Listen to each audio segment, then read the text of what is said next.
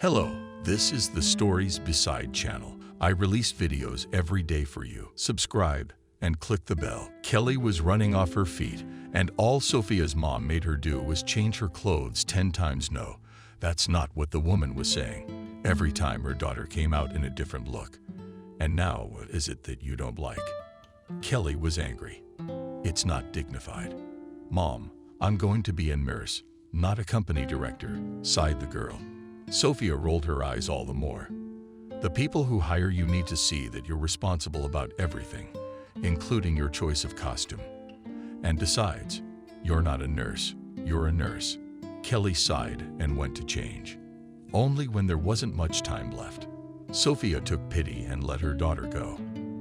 And now the girl with all her legs rushed to the huge elevator, which was to take her to the 15th floor. At the last moment, she managed to slip between the closing doors, which caused disapproving looks of two elderly, luxuriously dressed women. So continued the one in the bright red coat with the little white spits in her arms. I'm saying, Maria, but it's definitely a fake. They didn't have a bag in the original collection in that disgusting brown color. She looked at Kelly, at her shoes, covered in spring mud. What made the girl want to fall through the ground? And I've been saying for a long time, said the second lady in a thin stock coat and large gold earrings, that Maria does not know what Maria Kelly did not know, because at that moment her phone rang loudly. The ladies in the elevator, as if on cue, pressed their lips together and stared at the girl as if she had at least broken the law. Yes, Kelly answered the phone timidly. Kelly, we're expecting you, said the impeccably placed female voice on the other end of the phone. Yes, yes, yes, the girl yelled hurriedly. I'm on my way up. Excuse me, please. Okay, also calmly answered the voice, and a short beep sounded. Fortunately, the elevator stopped at that moment, and Kelly, accompanied by the still disapproving looks of the women, got out. Kelly greeted her Christina, whom she had just spoken to on the phone, with a smile. Good to see you. Hello. Good afternoon. Stuttering with excitement, Kelly said hello. Sorry I'm late. Oh, that's okay, answered Christina. But for future reference, the chief doesn't like it. Kelly nodded vigorously, showing that she understood and that it would not happen again. In the wide hallway, she looked at herself in the mirror and realized that all Sophia's efforts to make Kelly look businesslike and presentable had gone to waste. Next to her in the mirror was Christina, the assistant of the future. If Kelly didn't fail the chief's interview, tall, slender, impeccably ogled white shirt, deliberately carelessly directed in jeans that perfectly lightened slender long legs thick. Brown hair Christina was gathered in a high ponytail on a beautiful precise face light, almost imperceptible makeup.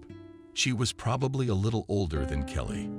And in fact, Kelly herself is short, slightly made in a ridiculously sitting in a black suit with a long blonde almost to the waist braid. Not to give, not to take from a fairy tale move to modernity, and looks here completely out of place. Worried, suddenly asked Christina. From such an unexpected question, the girl did not even have time to lie, and sincerely fell out. Yes, very assistant nodded. I understand you. Alex, a man with a difficult character. You, please, take it into account, and try not to pay attention to some of his peculiarities. I will, Kelly replied timidly. I read your resume, Christina continued. You have a lot of experience in caring for the most complex patients, so please don't treat him as a person with a difficult character, to say the least, but as just another difficult patient. Kelly did not expect such words at all. After the phone interview, she had imagined Christina to be such a bitch, and she did not expect to hear soft instructions and words of support from her. I'll do my best. Thank you. Christina smiled and nodded. Well, if anything, I'm here for you, and whatever he is, he won't bite. She went somewhere deep into the apartment, opened an invisible door, and asked Alex, "Can I come in?" "Yes," answered a harsh, dry male voice. Christina, back with Kelly. "Let's go." As they walked to the right room, Kelly had time to note how big the apartment was and how everything was adapted for a person with disabilities. Wide doorways on the floor, no powders and other little things that her experienced eye could see. Apparently, the renovations were done specifically for him. Kelly and Christina walked into the spacious, bright room. The first thing that caught their eye was the large panoramic window, which overlooked the city. Second, near the window in a gurney chair sat a man looking about 35 years old. Dark hair, short, stiff stubble. Perhaps you could call him handsome, if it were not for the sharp creases in the corners of his mouth and prickly gray eyes. They didn't look at Kelly kindly. He was probably 6'4" tall, but judging by his build, very thin. That's okay, Kelly thought. I've carried a lot more than that in the hospital. I can handle it. The girl tried to smile and portray a friendliness that she did not feel at all. "Good afternoon," she said quietly. The man did not dignify her with an answer. He only raised his eyebrows and looked questioningly at Christina. She smiled and opened the folder Kelly had taken from her desk. Christina had graduated from medical school with honors at the age of 24. She worked as a nurse in the trauma department of the First City Hospital, as well as in a hospice. Characteristics from work are positive, noted diligence, honesty, ability to find contact with patients. At the last words, the man poked, "You're serious." He turned to Christina. "Do you want me to shift soap and carry this button?" There was no one else. "Alex," Christina began, "are you the other candidates?" "I'm not a button." Kelly interrupted her unexpectedly. She caught the amazed looks of the man. The girls blushed immediately, but Kelly thought she couldn't make it any worse. "I've had a lot of experience caring for various patients, dying, lying in comas after severe injuries. I've carried the kind of people you can't even imagine." The man suddenly laughed. "What do you need? A button in the hospital, or what? Have you run out of nurses? Or do you think that if I work alone, there will be less?" "They're not," said Kelly. "I need a job, and I applied for your job for my own reasons. If I fit, I'm ready to start now. If not, just say so, and I won't waste your time." She must be as red as a tomato right now, Kelly thought. Alex smiled cheerfully and looked at Christina. "She's perky," he said. "A helper, so to speak. We'll keep her on probation. On 100% pay. You can start work tomorrow." Without even looking at Kelly, he picked up the phone that was on his lap and turned on some video. "Thank you." Carefully, Kelly mumbled. "All button free for today." Without raising her head, the now chief muttered. Christina waved her hand, inviting her to follow her, and she and Kelly went out into the corridor and passed into another room, where there was a desk, chairs, laptop, bookcase, and other paraphernalia appropriate to the office. "And you are good," said Christina admiringly. "Honestly, I did not expect this from you, so I was hired." "Just in case," said Kelly. "Yes," nodded the girl. "He said for a month on probation. But don't worry, you'll be paid as agreed. Fully ready to start from tomorrow." "Sure." "Great. Then let's sign the contract." "Christina, can you tell me more about what my job will be?" Kelly asked. "Let's use the first name," said the assistant. "We're almost the same age."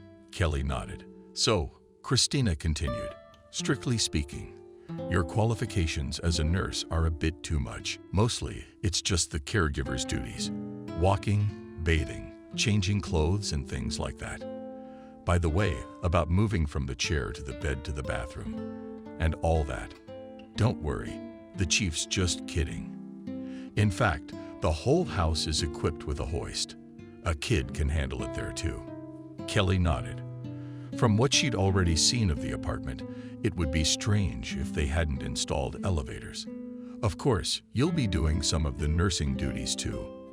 For example, sometimes you'll need to administer painkillers, and administering medications is on your plate too. Massage. Christina shook her head no.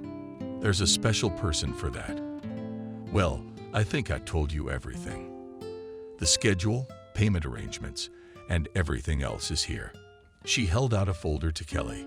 "You can read it. There are still some questions. I'd like to know more about the nature of the injury, Kelly said. How long has he been in this condition? What's the prognosis? It's in here. Christina filed another folder. Do you mind if I make us some tea, she asked. And you're just studying everything. Kelly replied well. Either Kelly was reading so fast or Christina was deliberately slow in making the tea. Except that by the time the assistant returned to the office with a tray on which stood a white porcelain teapot, the same 2 white cups, and a plate of mixed flight cookies, Kelly finalized the schedule. It was simple 5 working days from 8 to 8. If necessary by prior arrangement, weekend shifts for double pay, and was the very information Kelly was reading the papers for in the first place. Seeing the numbers, she breathed a sigh of relief. Everything was scary now. Alex can call her all the names she wants. She'll bitch about everything, and she won't give any reason to fire herself. Cab, food, uniforms, and other expenses are covered by the employer. There was also a patient confidentiality clause, but that's pretty self-explanatory. Now we had to look at the information about the disease. After reading the numerous statements, conclusions, and consultations in my head, Kelly has the following picture. A year ago, at the age of 33, Alex was in a car accident, after which he lay in a coma for several days. Then he woke up. He had a spinal cord injury and a whole list of other minor injuries. He underwent several major surgeries and was in the hospital for almost 6 months. Now he's undergoing intensive rehabilitation, and doctors can't give an accurate prognosis yet. His vitals seem to be good. However, from time to time one or the other arm or both legs stop functioning, where, according to the results of the examination, everything is also fine. They also don't work. The reasons are not clear. The only suggestion is that it could be caused by severe stress. I see. Kelly thought it didn't make sense. I've never had a mystery patient like this before. Just at that moment, Christina walked in with a tray. Finished reading. She asked me when she saw she was already on the last page. Yeah, that's good. Let's have tea then, and work won't run away. While they drank tea, Kelly wondered if she could ask Christina more personal questions about her boss. Of course, on the one hand, her assistant is being very nice to her, but on the other hand, she would hardly want to share details about her boss's life and fate with a girl she doesn't even know yet. Thinking about it, Kelly decided to start with something innocuous. How long have you worked for Alex? She asked. 4 years, Christina answered. So you were here before everything happened? Aha. And Kelly hesitated. He's always been that way. Christina shrugged, took a thoughtful bite out of a cookie. Well, he was always strict, but in moderation. Of course, he'd changed a lot since the hospital. The assistant chief suddenly lifted her lips, looking at Kelly carefully. Apparently, Christina saw something in her face that told her she could trust this girl.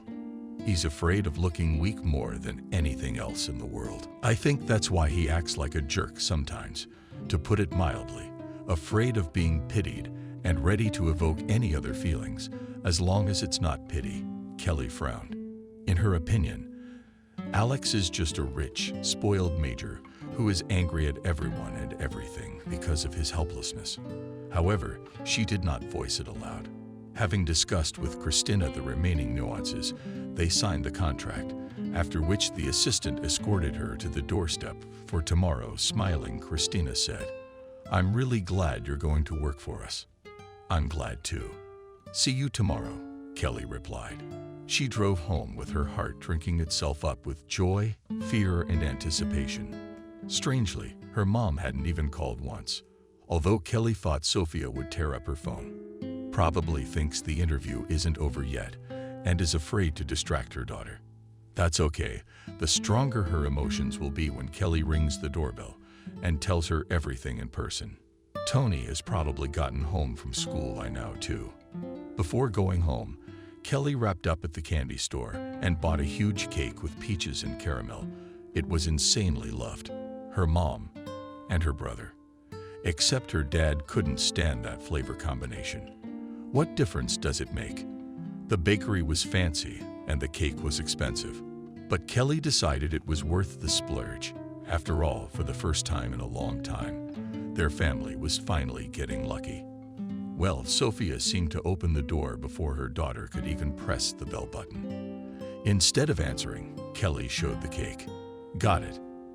Eyed her mom and hugged her tightly, kissing her cheeks. Taken. Who got taken where? It was Tony.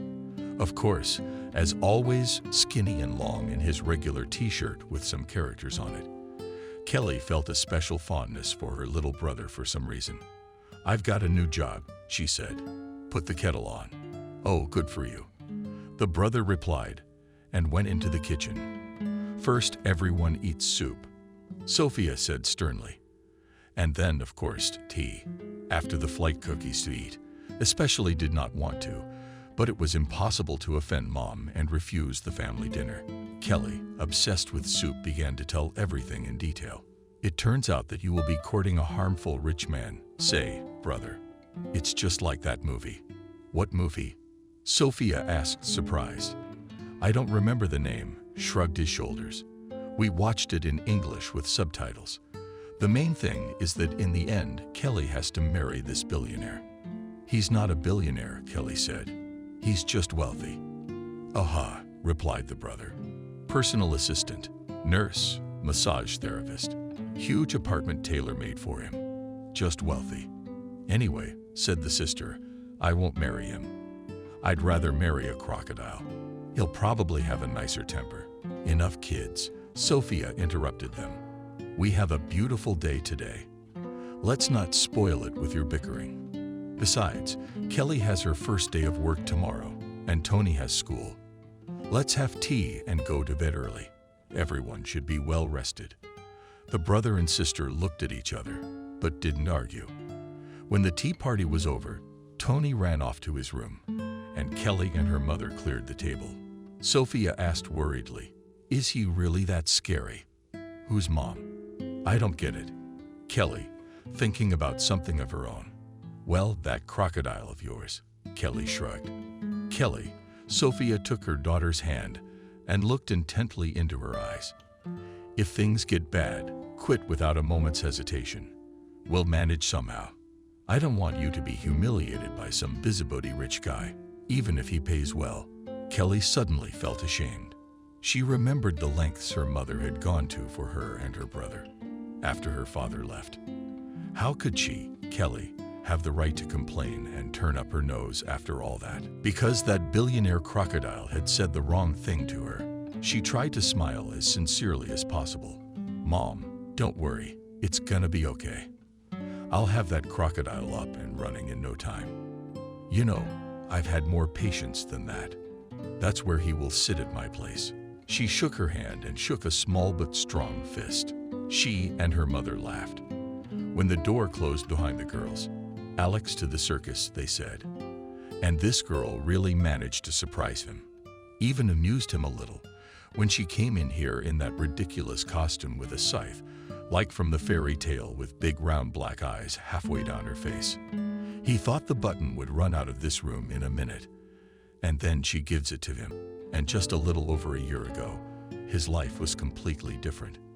No, he didn't want to slip into those painful memories. He tries not to remember his life before the accident. There's nothing he can change, and he has to live in the present, no matter how horrible it was. However, his brain skipped the resistance stage, and Alex, against his wishes, mentally went back to the day he'd first met Lola. He had been at an exhibition of an emerging fashionable artist. However, the paintings were of little interest to anyone there. They were used more as an excuse to gather and pretend, like we know about art too. Alex had already had a couple of glasses of champagne with his friends and decided that he wasn't completely drunk yet. It is necessary to give some laps around the garden. The paintings were displayed right in the fresh air. He went from one painting to another, pretending to look at them closely. Meanwhile, he thought, give the monkey at the zoo a paintbrush and a canvas. He'd paint something more meaningful and interesting. It's beautiful, really. Suddenly I heard a man, a pleasant female voice, behind him. He turned around almost behind him, holding a glass of champagne with slender and graceful fingers. Standing there was the most gorgeous girl he had ever seen. More precisely, a figure that was emphasized by an expensive, possessive red dress, luxurious platinum hair, green, slightly slanted eyes, and flawlessly smooth tanned skin. "Looks interesting," he replied, not daring to give his true opinion of the painting. Blondie nodded, stepped forward, standing beside him and embracing him with the subtle scent of perfume. "Pure passion," she said. "See how the colors intertwine." She lightly swept her finger in the air in front of the painting, pointing to the place where the artist had combined two spots of red and white to form a soft pink. "Yes, very beautiful," nodded Alex. "But unfortunately, I am far from modern art." She raised her eyebrows in surprise. "What do you like then?" "I like that art, the canons of which are eternal and made by nature," Alex admitted. The girl smiled slyly. "Can you give an example of such art?" "Of course. The most perfect example of it right now is in front of my eyes." He expected the blonde to be embarrassed, but she only smiled, showing her beautiful white teeth. "Lola said," she said, holding out her hand. Alex answered him. "If you are not related to art." "Alex, then what do you do?" asked the girl. He shrugged. "Nothing interesting. A little bit of everything, you might say. Construction and investment stuff like that." "Oh, interested," she said. "That's very interesting. What do you do, Lola?" "I'm a model. Where have I seen you?" Instead of answering, the girl opened her small gold-colored purse. From there she pulled out a neat, thick piece of paper. "Are you inviting me to the show?" Alex asked, surprised, having studied the invitation. "But you wanted to see me," Lola remarked. "I will." She smiled again. "Thank you for the nice introductions. Unfortunately, I have to go. There's an early shoot tomorrow. Have a good day." "Good day." He saw off her slender figure with a long, attentive look and thought that he had never met such a beautiful and spectacular girl. "What a fool I was then," thought Alex. Luckily, for the first day of work, there is no need to agonize and pick up clothes, still have to change into a uniform. Kelly wore her favorite orange, green jeans, and a soft white sweatshirt. This time, she came even a little early. Today, she rode the elevator alone. She was met at the apartment by Christina talking on the phone. She waved hello and led the girl into a small room at the beginning of the apartment. Kelly saw a new medical suit hanging on a rack in the room. The soft blue color of the suit shone like a cast, and how did they just know her size? She hadn't put that on her resume. Probably couldn't distract Christina right now, so she would have to find out what their daily routine was here herself. After some thought, she decided to find the chief's bedroom, opening at random several rooms she had knocked on beforehand. Kelly finally found the right one. "Finally," Alex said. "I thought the apocalypse had happened, and I was going to lie here until my body was eaten by zombies." "I'm sorry," Kelly replied. Getting me out of bed would be an apology too. Kelly pressed her lips together and quickly walked over to the bed. She carefully pulled back the blanket on the built-up elevator and moved the man to the chair. For a moment, she thought she saw a pained expression flicker across his face. "It doesn't hurt?" she asked. He looked at her in surprise. "Except from the speed of your button work." Kelly, gritting her teeth, she would not allow herself to be provoked by him. Oddly enough, the morning hygiene routine went smoothly. Alex seemed to withdraw into himself and followed instructions without argument. Kelly, silently raising her hands under the movements of her labia. Kelly was already beginning to be glad that everything was going well, but it turned out that it was only a small respite. "Well," finally said the chief as they pulled out of the bathroom. "I thought my fins were going to grow back." The girl tried to smile, but I think her smile came out too learned. "Now let's go to breakfast," Alex said. "Let's go?" Kelly asked, surprised. "Let's go. Are you ready to change apartments by going up to the roof? There's a restaurant there where you can have a decent breakfast." "Okay." To be honest, Kelly hadn't counted on them having to leave the apartment so immediately. There was no time to change, so she had to walk out onto the landing in her medical suit. There was no one in the elevator, thankfully. But Kelly was still so nervous that she crashed her tire into the elevator wall.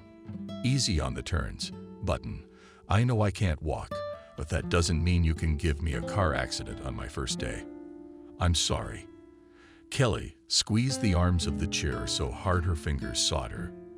"And it's still morning," she thought. "It's going to feel like I've been here forever." "Good morning, Alex." The receptionist greeted them with a businesslike smile. Theirs was a strong word for it. Kelly was given no more attention than the chair. "The usual for you?" "Yes, here." Apparently, the administrator all the same noticed the confused face of the girl and took pity on her. "Let me escort you to your table," said the man, and deftly moved between the rows. Kelly looked gratefully at the back of his head and followed, trying not to hurt anything. They reached their destination safely. Kelly set down the chair and, thinking carefully, sat down in the chair on the opposite side of the table. Kelly asked, "No, the chief usually eats lunch at home. Everything will be delivered at the right time." "What about after lunch?" "He'll rest a bit for about half an hour," said Christina. "Then an IV. A nurse will come in today, show you everything. Starting tomorrow, that duty will be on you." Kelly nodded. The girl knew how to give IVs. Christina continued, "Then we'll work with him some more. Then he has a class with a trainer or a physical therapist. Then dinner, where he will probably need your help too. Then hygiene, and you are free." "Got it," Kelly replied. And she thought to herself, how long is this day going to be? It's a standard routine. There are more or less alternating treatments by specialists. Sometimes he goes somewhere, like out of town, or to a meeting with business partners. Of course, you will accompany him there too. Sometimes he gets angry and wants to be alone. At such times, he behaves like a capricious child. That's when the staff gets the brunt of it. Obviously, you can't take his provocations and leave him alone. "Of course," Kelly said. Christina grinned. "Much easier to say that than to do," said the girl. "Believe me, days like this make you want to kill him." When she saw Kelly's face stretched out, she added hastily, "But it's very rare." "Well, I'm going to work. What am I supposed to do in the meantime?" Kelly asked. Christina shrugged. "What do you want to do? There's a nice library and a home theater. You can use it." "Okay." Christina went to work. Kelly decided to start with the home theater. She'd been to libraries, albeit public ones. She wasn't likely to be surprised by bookcases anyway. A home theater, on the other hand, sounded nice. It turned out to be spacious. A room with thick curtains on the windows. One wall was occupied by a dark screen. The other two shelves were filled to the top with boxes of CDs. So that's why there are still stores selling CDs.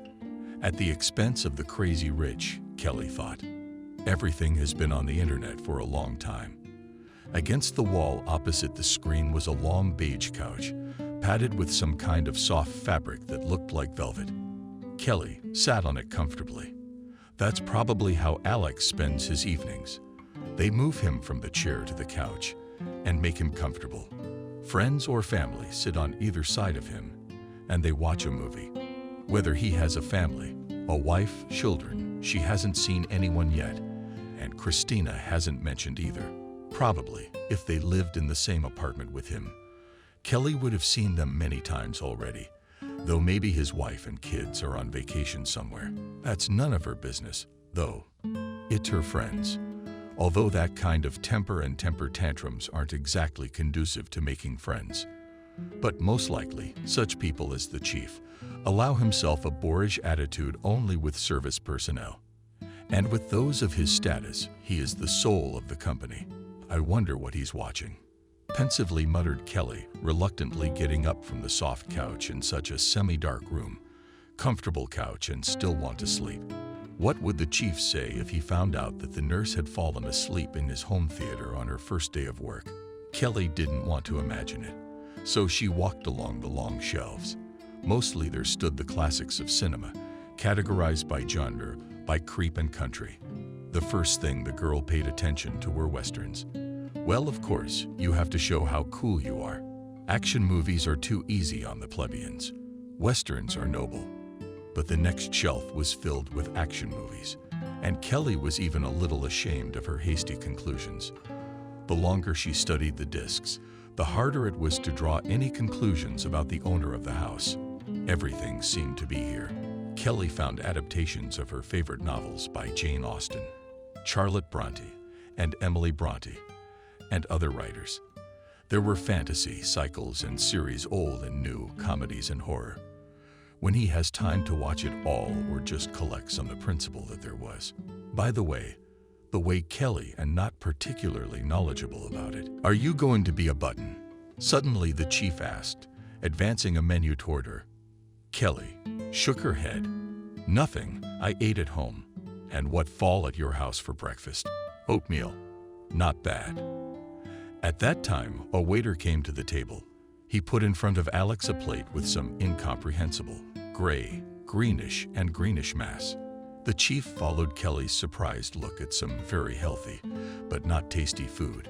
He explained it didn't look good and tasted the same. He slowly raised his right hand and with a sudden sharp movement as if through force threw it on the table. Then he began to slowly move his hand toward the spoon. Every inch of the table seemed to yield to him with great difficulty. Kelly felt terribly uncomfortable. On the one hand, she wanted to rush to him, to help him, to move the spoon or to take it in her hand and feed him. On the other, she realized how humiliating it would be for a man to feel that way. So she began to look at the view from the restaurant windows, but at the same time she kept one eye on Alex, ready to rush to his aid in case of anything. Finally, the chef took a spoon and began to eat slowly. He supported his right hand with his left, took breaks, but still some of the porridge fell back, and he chewed it, shaking spoon time after time.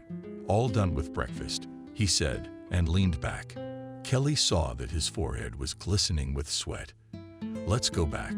Shyly, she asked. He nodded without opening his eyes. Yes, an artist needs an artist's rest, she asked in surprise. But I gave you a whole show. Kelly pressed her lips together, but still she couldn't help herself. You're not the first patient I've worked with. I've worked with people with worse conditions than you. I'll keep the apartment in mind. They walked back in complete silence. Luckily, Kelly got a break afterward because Alex had a massage session. Kelly didn't know what she could do in the meantime. The girl went to the room where they were changing. That's where I found her. Christina. Hello again, with a smile. She nodded to Kelly. What are you sitting here for? Kelly shrugged at Alex's massage. I don't know what I'm supposed to be doing at this time. Anything you want. Let's go and have some tea. They walked to the kitchen. Christina put the kettle on. By the way, she said, I didn't show you the apartment. I'm sorry, please. I've been so busy this morning. That's all right, Kelly said. I found the chief's bedroom. How do you like the start of the day? Christina asked. Kelly didn't know what to say. So when she heard the whistle of the kettle boiling, she was relieved to rush to the stove, turn off the gas, and look for mugs. Christina watched her with interest, leaned back in her chair. Horns in the right drawer, tea in the left, she said. Kelly replied, rattled the mugs and rustled the bags. Finally, the tea was piled up. Christina pulled out all the sandwiches she had in the fridge. The chief is the one the restaurant cooks for us, so maybe sometimes just ask for tea or coffee. Got it, Kelly said. Really annoying? Christina asked trustingly. Kelly sighed no. It's tolerable. It will get easier with time, said Christina. And sometimes he's in a less obnoxious mood. Less disgusting, the girl muttered. Sounds promising. There's nothing to say. Christina shrugged, telling it like it is. I just don't want you to run away from us after 2 days. I really liked you. Kelly raised her head in surprise and looked at Christina. She seemed to be serious. I'm not leaving, Kelly replied firmly. I need this job. I see. Kelly didn't ask Kelly's assistant for details, and she appreciated the tactfulness. The girls drank tea together and cleared the table. By this time, Alex's massage session had come to an end. Kelly wanted to go to him, but Christina stopped her. "We'll take care of work matters now. Then he has lunch." There was a slight hesitation there. "He might need your help. We're also going up to the rooftop restaurant." The last time she bought a disc was probably 10 to 15 years ago. It was obvious that all the editions were of high quality and expensive, even though Christina said that it was okay to use the movie theaters. The girl didn't dare to do that and clicked her phone. It was an unexpected message from Christina. "Don't you miss me? We'll be done in an hour and lunch will be brought in then. We'll have to open the door for the waiter. He'll set it up from there." "Okay, I got it. Thanks. I'm not bored. Studying the apartment. Good for you." I probably shouldn't have written about exploring the apartment like she's prying into someone's private life. Well, I can't take it back. And besides, she had another hour to occupy herself. After some thought, Kelly decided to check out the library. After all, if Alex was against exploring those rooms, Christina would have said so. Kelly thought that the library would just be a room with a few cabinets and nothing to surprise her. How wrong was she? In the first place, it was the largest room in the apartment. In the second place, not just a few, but literally dozens of bookcases. And there was a fireplace, cozy tables, chairs, armchairs, and lamps. And everything is made in the same style of antiquity and nobility. At least, that's how Kelly imagined the library of some rich old manor from Jane Austen's novel. Except there were more than just old books. Of course, Kelly didn't even doubt it. She saw on the shelves many expensive collector's editions in leather bindings with gold embossing and other paraphernalia. Full of classics. A little wandering around, she found a cabinet of contemporary literature. Most of the names were unfamiliar to her, but some she had read. Kelly didn't notice an hour had passed. It was only when the doorbell rang from afar that she remembered she was supposed to open the door for the waiter. She rushed out of the library so fast that she hit the door jamb with her shoulder. "Oops," quietly stiffened. Kelly, taking hold of her injured shoulder, she opened the door. On the threshold stood a smiling young man dressed in a familiar uniform from the restaurant upstairs. "Good afternoon," he said. "Hello." "Hello," replied Kelly. "I think I'm supposed to pick up lunch from you." He raised his eyebrows slightly, but immediately smiled again. "I usually bring it to the dining room and the server, but if other orders came in today—" No, hastily interrupted the waiter.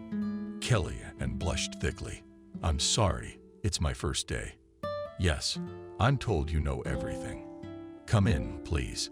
The girl realized she had no idea where the dining room was. How many rooms are there in this apartment? The office, the bedroom, the room where she first met the chief kitchen, the staff room, the library, the room with the movie theater, and now the dining room.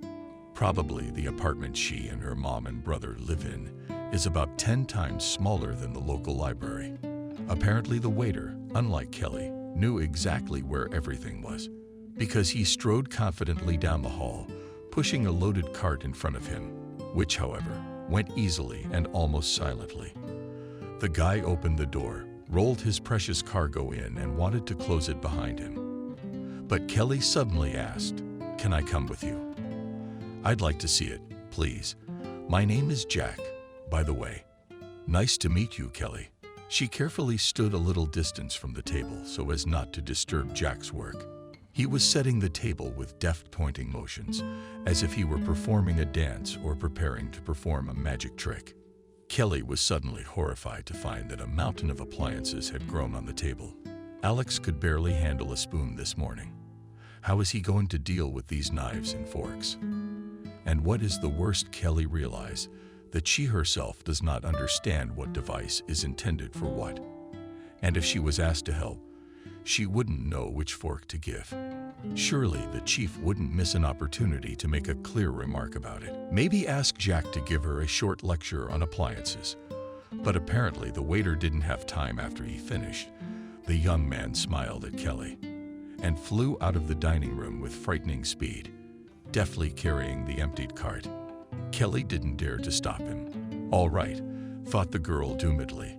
"Let's solve problems as they come." Christina came into the office, followed by Alex, who was riding in a wheelchair by himself. I knew he could drive it himself. Kelly thought, "Why did I ride him this morning?" "Oh, Button, you're here." The chief greeted her cheerfully. Very carefully, "I'm hungry this time." "Bon appetit," said Christina, threw Kelly a cheering look and walked out. "Thank you," the chief replied absent-mindedly. He went to the table and slowly took the lid off the first dish. Kelly saw some kind of meat and vegetables.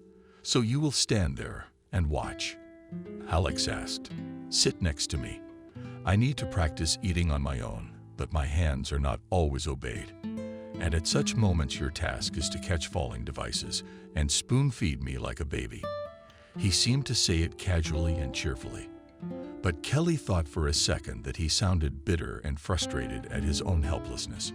She sat back in her chair and moved closer. Sure, she had experience with patients who needed to regain motor skills, and she understood when to let them eat on their own and when assistance would be needed. True, these were usually elderly patients, and to their helplessness she was used to seeing how hard it was to give. The young man was unaccustomed to it. Alex didn't complain, though. He tightly gripped the knife and fork, diligently sawed the meat, and slowly, awkward movements put it in his mouth. He gave up halfway through the dish. "Tired," he said, leaned back in his chair and cooled down. "I'm paying you money for this." Kelly brought up her lip. If it hadn't been for the last phrase and the dismissive tone in which it was said, the girl would almost feel sorry for the chief. "Good," she replied, and took the fork gently from his hand. Apparently, he really was tired. Kelly noticed his forehead and temples glistening with sweat, not caring what he thought or said. She set her fork aside, picked up a napkin, and swiped those parts of his face. Alex didn't say anything about it. The rest of lunch passed in silence. "Take me to the bedroom," he asked. "Did she help him transfuse anything else there?" Kelly asked. He shook his head and closed his eyes. Kelly left the room, carefully closed the door, and went to the kitchen where Christina was already sitting. "Alive?" she asked. "I'm fine. Let's eat," Kelly shrugged. She felt squeezed like a lemon and didn't realize whether she wanted to eat, drink, sleep, or just leave. "Home." Christina laughed. "Don't worry, girlfriend, you'll get used to it. You just need to learn about the medication regimen. Feed her dinner, put her to bed, and you'll be free. And listen to a lot more bullying." Kelly thought. Oddly enough, the rest of the day went pretty well. Kelly quickly found a rapport with the nurse she was to replace.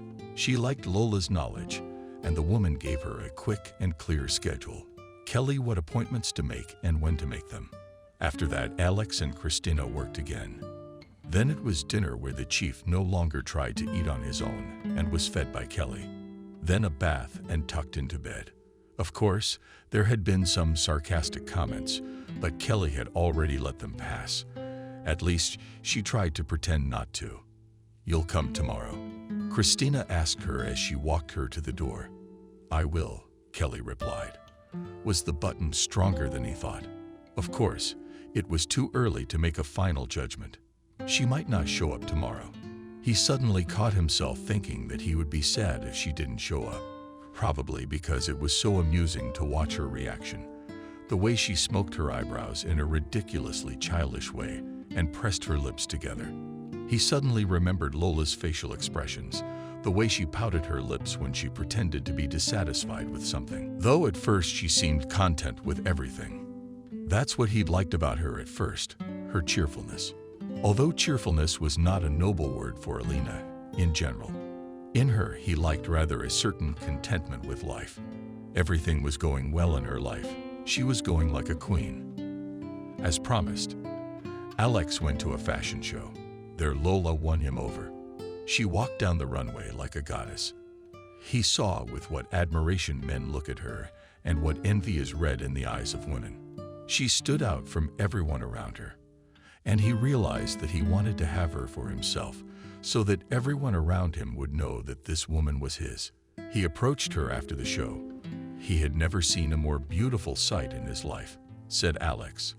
Lola smiled coquettishly. Thank you. Champagne. He held out his glass and watched mesmerized as he gracefully. She took it and drank. Lola noticed his gaze and smiled. I think I'm a little tired and hungry, she said. It would be nice to sit in a quiet and peaceful place to eat dinner now. Have a glass of wine. I know just the place, he said. During dinner, he never tired of marveling at how smart, interesting, and beautiful Lola was. She seemed to like him too. Lola, will you go out with me? He asked at the end of the evening. She laughed beautifully, tilting her head back a little. Don't you like waiting? When I realize I found what I've been looking for all my life. Waiting is just silly, Alex replied. She looked at him carefully with her emerald eyes. Okay, I agree. They got married in 6 months and waited so long only because the wedding preparations were underway, and he proposed to her a little more than a month later. At the wedding, he felt like a winner who had taken the most valuable and biggest prize, as if he had won the Olympics or the Nobel Prize. He was pleased that friends and relatives came up to congratulate him, saying, "What a wife you've got. Man, how beautiful is she?" That kind of thing. The only person who didn't like Lola was his little sister Kim. She didn't say it out loud, but he could see it in her sister's rights and wary look. Fine, he decided. Then Kim would realize she was wrong. Who would have thought, looking at this beautiful young couple, that it was the groom himself who was wrong then? Kelly turned the key in the lock. How tired was she? She just wanted to shower and fall into bed. Wish everyone at home was asleep. Like the first day, Sophia showed up in the hallway. Everything's fine. Kelly put on her usual smile. The mother looked closely at her face. Right. Sure, Mom. You look tired. Kelly decided that the only way to win here was with half-truths. Well, I am tired. First day back, she said. So much to memorize and learn. All right. The mother said hesitantly. Are you going to have dinner?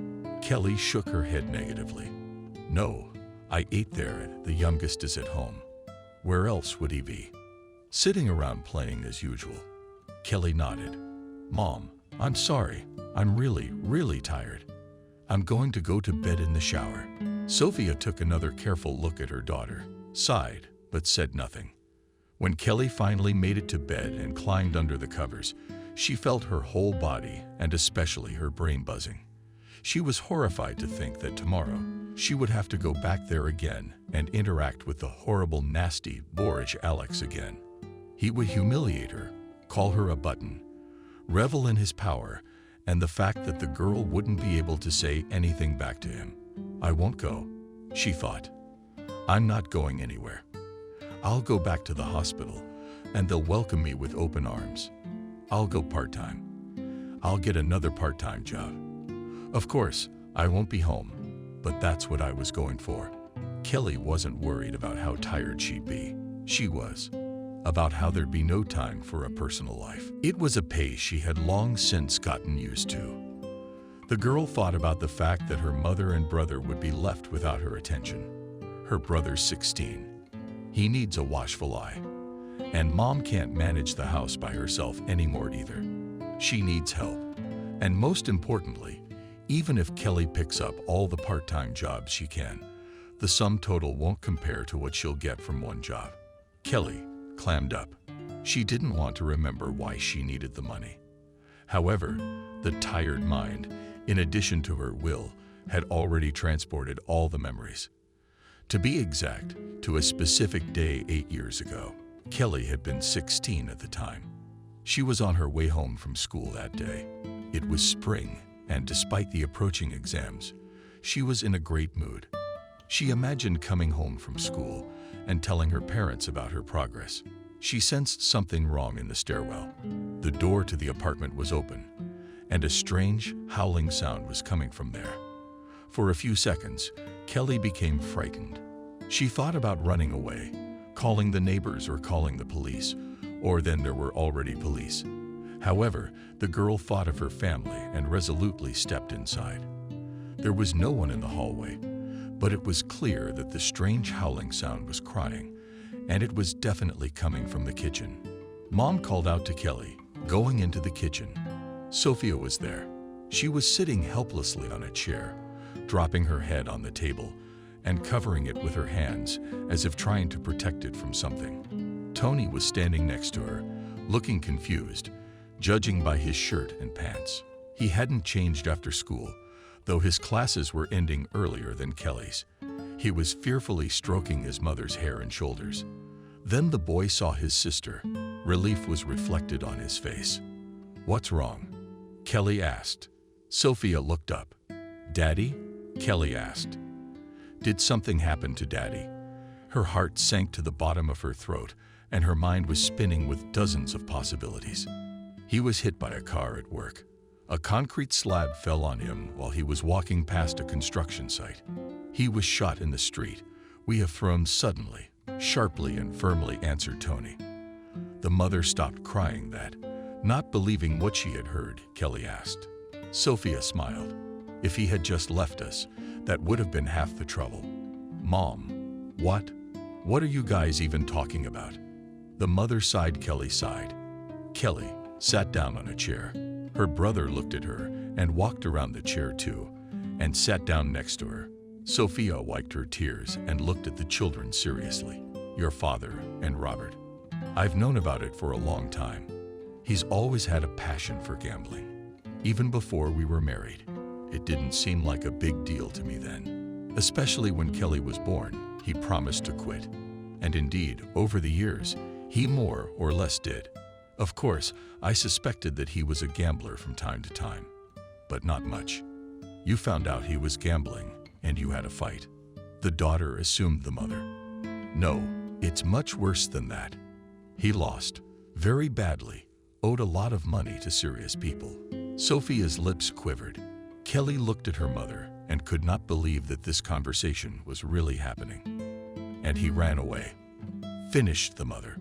"No one knows where. You know what that means, don't you?" Kelly clapped.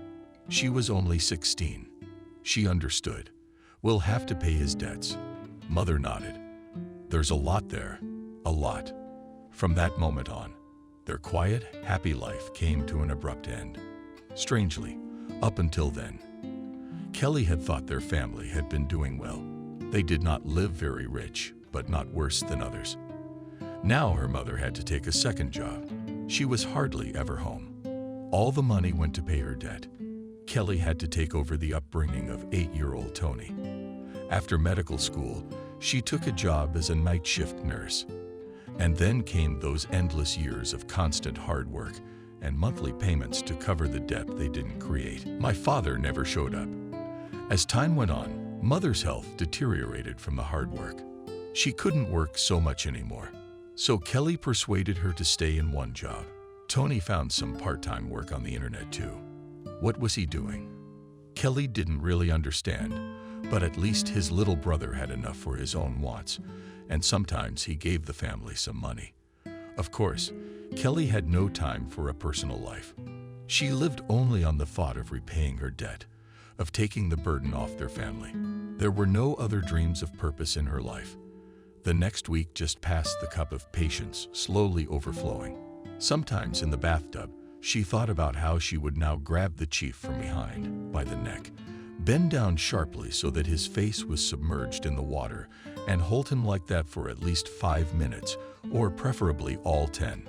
She also often imagined turning a plate of food over his head, but she just worked, moving his soap, feeding him, putting in IVs and listening, and putting up with the endless tweaks and addressing and button, and comments and jokes about how slow and clumsy and inept she was, even though she was doing everything perfectly.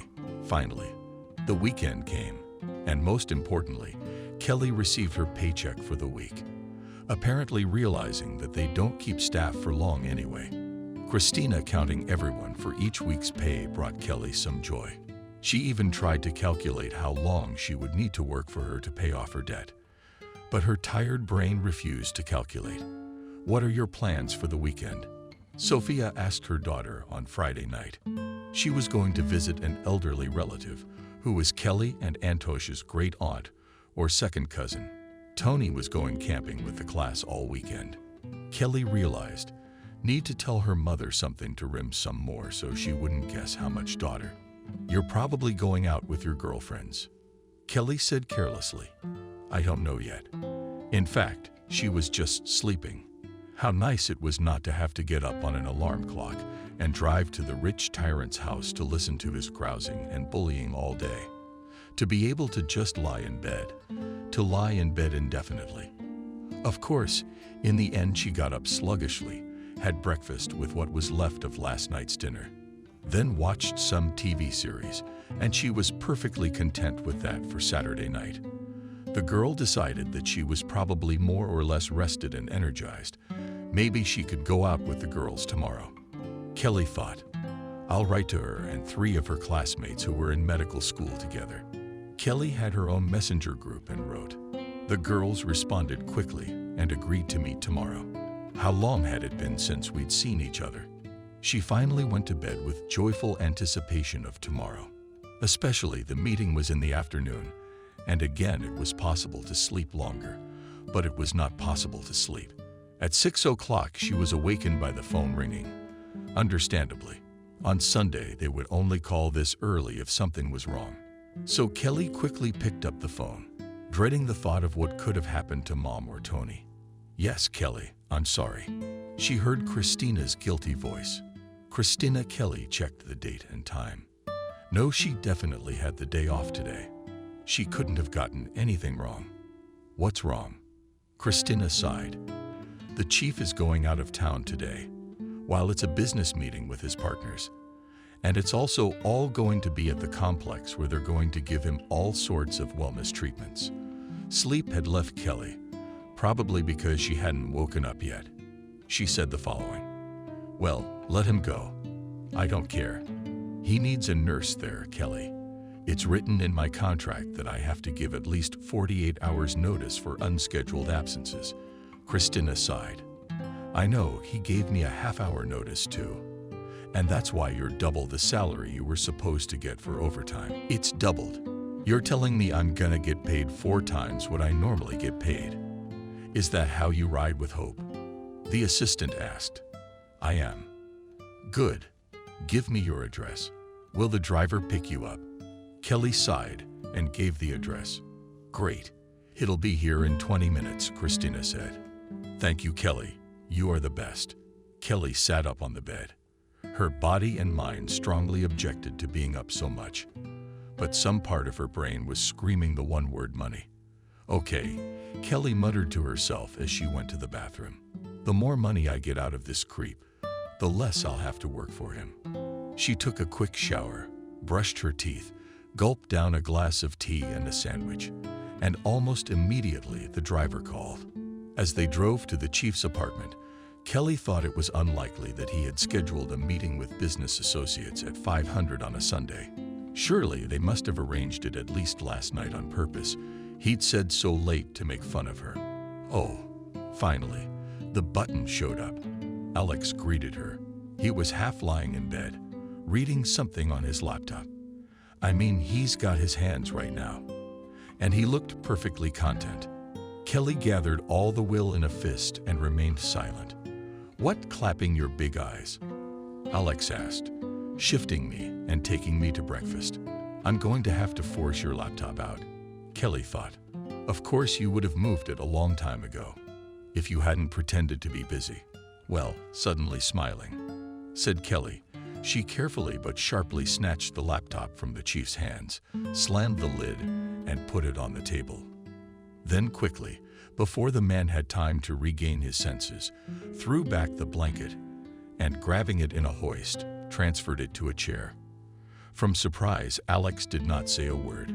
Just as quickly and silently they finished their morning procedures, and even at breakfast they didn't speak a word. By the way, Alex drove himself, and his hand hardly even shook. Kelly thought that he was eating unconsciously, as if his thoughts were somewhere else. When they got back to the apartment, the chief said now a driver will pick us up. They went downstairs, and the driver helped the chief get into the car. As Kelly pointed out, the car was equipped for Alex and his features. As they drove, the chief paid no attention to her, sitting on his phone. Kelly, on the other hand, was looking out the window and thinking about the failed meeting with her friends. She had written messages to the general chat room, but no one had responded yet. Not surprising. At this hour, the girls were probably still asleep. After about an hour and a half, the car pulled in behind a tall fence and soon came to a stop. Did the doors open? Kelly got out. The driver started to help Alex out. The girls saw that they stood in front of a large, beautiful building. It looked like a country club or a spa center. Since Kelly had never been to one of those places, it was hard to tell. "Oh, hey, Alex." She heard a cheerful male bass. A tall, pumped-up man of about 35, dressed in shorts and a white t-shirt, approached the chief. He shook hands with Alex and then turned his attention to Kelly. "And who is this beauty?" Greetingly, he asked, cautiously, extending his hand to her and shaking Kelly gently on her fingers. "My new nurse." Alex answered carelessly. "How much?" "Hold on." "Friendly." Asked the man to Kelly for a week. "Commendable." More than 2/3 of the way through, Thomas stopped flirting with my nurse already. "I want a massage," irritably muttered Alex. After those words, the chief rolled toward the porch. Thomas winked at Kelly and followed his friend. Kelly hoped that once they got inside, it would become clearer what this place was all about. However, there she was even more confused. On the one hand, it looked like a reception hall and a waiting area like a hotel or something. On the other hand, there was no one else in the huge hall except the three of them. Thomas noticed her wandering, surprised look and explained this future spa hotel opening in a couple weeks. "In the meantime, ask my best friend to test. Give some tips, and Kelly, I'd be happy for you to join in and give your opinions." "Yep, and her duties will be done by you then." Chief Kelly blushed. "But why not?" Thomas responded cheerfully. "That I didn't change my best friend's diaper, or sneaking around." "Go on, you know I'm fine with that." It was obvious that discussing such details embarrassed the chief. Thomas winked at Kelly again, and she was in such a better mood that she wanted to kiss the man, not the chief. And Thomas' first stop, the massage center, Thomas announced solemnly, opening the door in front of a scowling Alex and a smiling Kelly. Yes, complex was the appropriate word. They walked down the hallway of cozy individual cubicles, and Thomas talked nonstop about which specialists he would have working for him and what massage techniques they possessed. There's everything from therapeutic ones done by a boy with 10 years experience, the best in town, to all sorts of active entertainment is what? Sluggishly asked Alex. Massage herbal bag glasses with fire, singing, frequent stones. "Oh, I see. I'll have a traditional rehabilitative," Thomas replied. "We'll pick something up for Kelly then." Kelly was surprised and nervous. She was not ready for a massage. Thomas already turned to her with a smile. "There is a wish." The girl shook her head. "No, thank you. I don't need one. I can't at work." "You argue with the bosses harshly," suddenly asked from somewhere from afar the chief, who was already being led into a cubicle with curtains tightly closed. Kelly sighed. Well, he was woken up at 6:00 a.m. on his day off and forced to drive to the middle of nowhere. Missed seeing her friends. All right, she'd get her own way. She looked at Thomas and smiled. "What's your advice?" "Oh," he exclaimed happily. "Now we're talking." Betty saw a pretty young girl appear from somewhere. "Yes, Thomas. Please arrange a massage for our beautiful guest for about an hour." In this booth, Thomas pointed to the booth next door, to the one Alex was hiding in.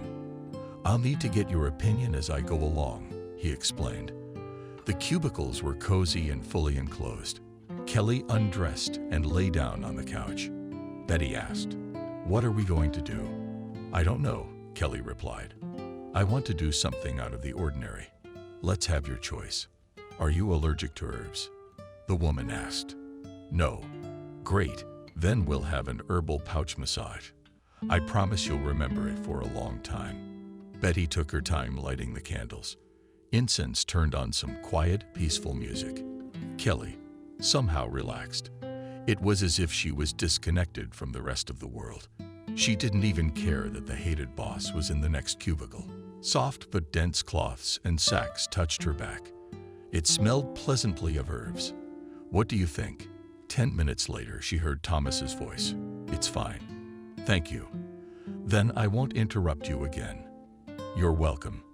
That was the chief's voice. Actually, I thought I was the one who was supposed to be assessing your complex and giving you advice, not my nurse jealousy.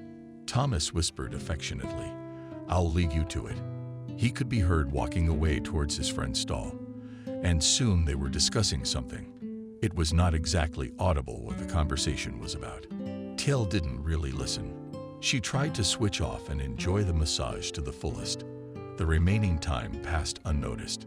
Thank you very much. Thanked Jana. Get dressed. I feel as if I were born again. She smiled and made a slight bow. Well, Kelly, what do you think? Thomas asked. Best massage of my life. It's gonna be. Thomas winked. Next up, we've got a water treatment. Are you ready? I'll have to participate in that too. My dear friend is too thick-skinned to appreciate all the subtleties. I think that's why fate sent me you. I'm going to throw up, commented Alex. Thomas comically darted down the hallway, grabbed a dainty flower pot standing in the horse aisle, and obligingly said his friend will. I could hardly contain my laughter. This way, please. Fuck you. The chief rolled back around Thomas in front of a strange girl, but she quickly gave her a towel cap and a glimpse of the sealed swimsuit. If it doesn't fit, call me, she said and walked out. It was slick and closed, and a black swimsuit that not only fit true to size, but also fit perfectly. Kelly was a little self-conscious about her figure. It seemed to her that at her small height she had two lush shades. However, in the mirror it looked very nice. She tangled herself in her towel and walked out of the locker room. Thomas asked to see you out, Senia said. They walked to the large hall, which was divided into several separate pools. In one of them already sat Alex, who met Kelly with a frown, and in the one next to him, Thomas. He was smiling, as usual. Kelly, do you sit here? He said, pointing to the tub across the hall. You'll see for yourself. There was nothing to do. Kelly carefully threw off the towel for a moment. She thought she caught the interested glances of both men, and carefully sat down. It felt good. The water was warm and didn't smell like chlorine or anything, like a pool usually does. All right, everyone's in position. We're good to go. Bring it in. Thomas clapped his hands, and 3 waiters came out, each placing a tray next to one of the tubs. Kelly noticed that the contents were different for everyone. She, for example, had a bottle of champagne, a glass, a plate of fruit and cheese. I apologize for the banality, but unfortunately, I did not have time to find out your preferences, and Alex doesn't know anything about you. How would I know what she eats? Mumbled the chief. Bananas and green sour apples. Kelly suddenly answered. That's my favorite fruit. And you guessed champagne. She smiled and looked gratefully at Thomas, studiously ignoring the chef. Maybe it was high time she did that. After all, he'd dragged her out here himself. I don't know why. He hadn't needed her for half a day. And there are plenty of people here to help him move, change clothes, and so on. I'm very glad, Thomas replied, and raised his glass of whiskey, I think. Well, 2 introductions. He took a sip. Kelly did too. Alex, looking somewhere in front of him, also glumly drank from his glass. For a while the 3 of them sat silently in their tubs. Pleasant music was playing. Bubbles were bubbling quietly but actively in the water. Pleasant body passengers slid and burst on contact with their skin. Kelly watched this picture thoughtfully. not noticing herself as she took a few more sips of champagne. She hadn't eaten much, and maybe that's why. When Thomas asked her a question, she answered honestly, "Why did you decide to become a nurse?" "Kelly." She looked up at him. He really did seem to be interested. However, did he really care? When was the last time in her life a nice, good-looking man had paid attention to her? And it wasn't because she was taking care of his elderly mother or grandmother. "I thought it was very beautiful," Kelly replied. "I imagined walking through the hospital, in the white beanie uniform that only old movies wear, and people looking on, I don't know, with admiration and awe." "Were your expectations met?" She grinned, "Not quite." "And how long ago did you start working?" Thomas continued to ask. "Since freshman year," admitted the girl, first as an orderly. "And how did you finish college as a nurse? Tell us what a nurse's job looks like from the inside." She looked at the chief. He was lying there with his eyes closed and didn't seem to be listening to their conversation. Kelly answered eagerly. "Before I came here, I used to get up at 6 o'clock to be at work by 8. I was there until 4, handing out pills, giving shots and IVs. And since there were not enough nurses, I also took patients to procedures, fed, and washed them. At 4 p.m., 24 hours later, I started night duty. Same old thing. Except I had to see incoming patients. I also had a part-time job at another hospital, also night duty. The duties are the same, but the department profile is different." "Wow," Thomas exclaimed. "I can see why you left. You probably haven't been home much. Your husband must have been terribly jealous of your work." "I'm not married. I live with my mom and my little brother. I've hardly ever been home. And they need looking after." "So where did your father go when I was 16? There was silence. It seemed to Kelly that Alex was looking at her from beneath the hollow of her lashes. "I apologize for the indelicate question," Thomas said. "But it turns out that you are the main breadwinner in your family now." Kelly shrugged. "Altogether," she said. "My mom works. My brother also works part-time on the internet. He does some websites or something. I haven't really looked into it. But he's pretty good with computers in general." Thomas nodded. "I hope my nerdy friend isn't hurting you financially." Kelly smiled. "No. It's practically a perfect job. One patient fixed work day of recycling is paid for, and the money is much more than for all my several hospital jobs combined." "I'm glad." Coldly, the chief replied. Without opening his eyes, Thomas smiled, reached forward, poured Kelly some champagne. She shook her head negatively. "DP, are you a button?" Suddenly, Alex's voice boomed out. "There's someone here to drag me to the chair and spoon-feed me, that's right." "It is we with pleasure," said Thomas. "We're going to lunch in half an hour. Have some more champagne." Kelly, suddenly bold. "Can I ask you a personal question?" the girl asked, looking closely at Thomas. "Sure. How did you become friends with Alex? But why go to such lengths? Call me like everyone else, Chief. And Alex, after what you've done to my helpless body this week, I've lost Alex's authority," the man muttered. Kelly blushed, and Thomas laughed. "See," he nodded at his friend. "And this one is sarcastically dry. And the self-irony wakes up after the second drink. If that's the case, I think he's not yet lost to our glorious society." "You go, you," answered the chief, still without opening his eyes. "Feed the invalid for a massage." "Ah, you won't last long. We will go soon." Thomas waved away and turned to Kelly. "To answer the question, we were friends when we were at university together. I was then as I am now, handsome, slim and cheerful.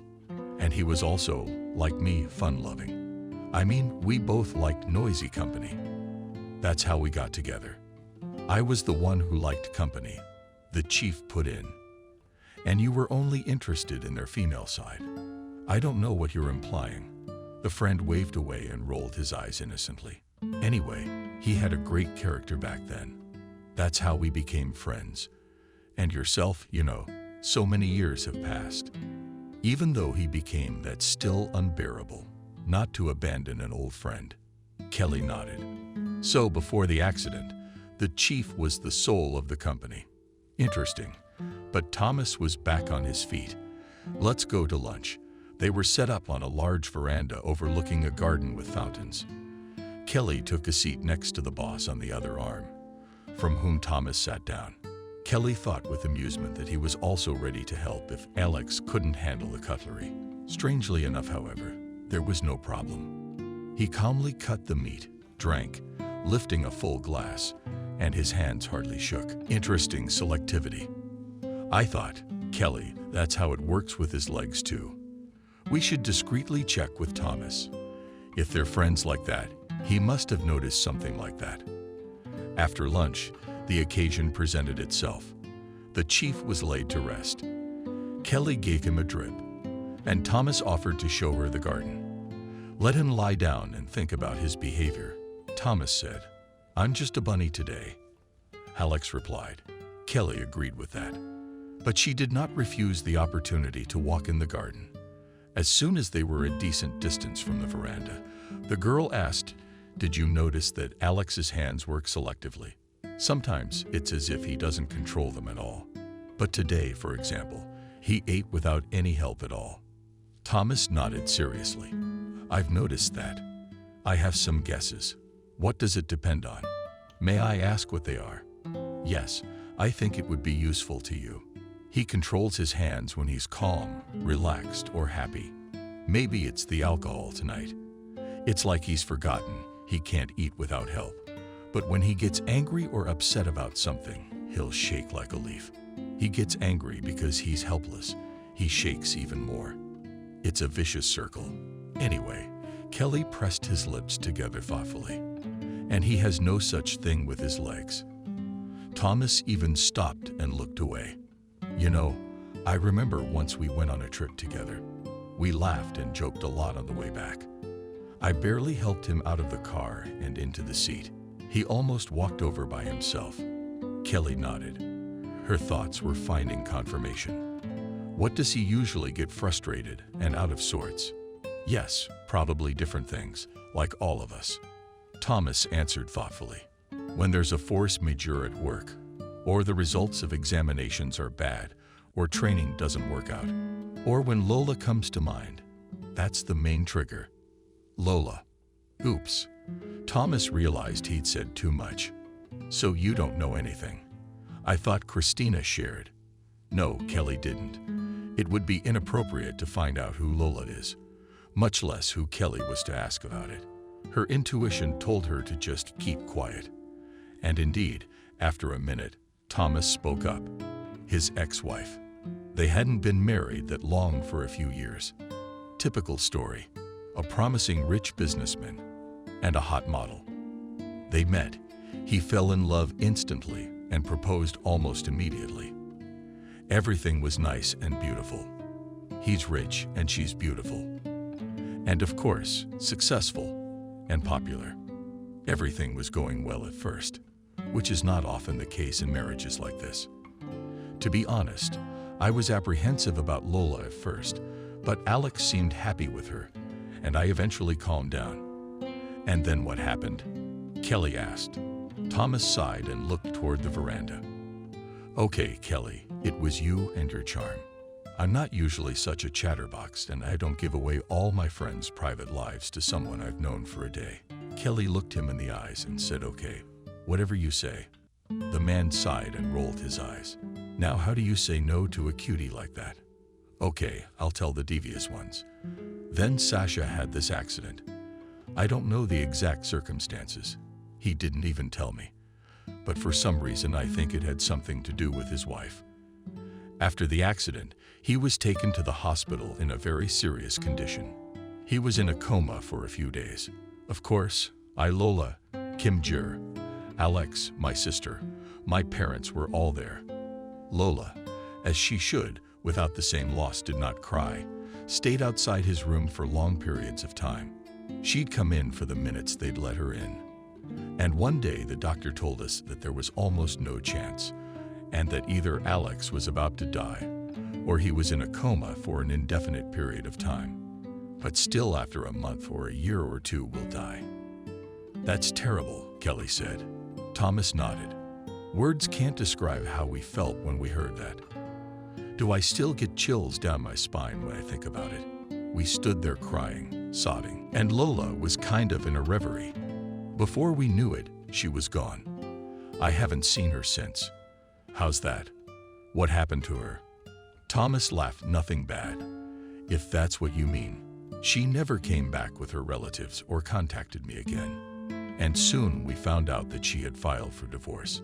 I don't know what connections or acquaintances she used, but she got the divorce. I don't remember exactly when it happened.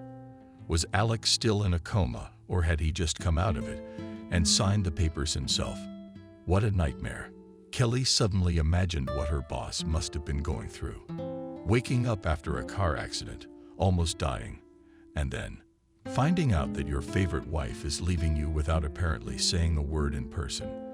By the way, Lola married pretty quickly afterward, Thomas continued, to some young guy. I don't remember exactly who he was, whether he was a model or a photographer. Wow, I'm impressed, Kelly exhaled. And how Alex had survived it, Thomas sighed very heavily. That was when his character changed a lot. For one thing, he'd been on the verge of life and death for months, even after he'd come out of the coma.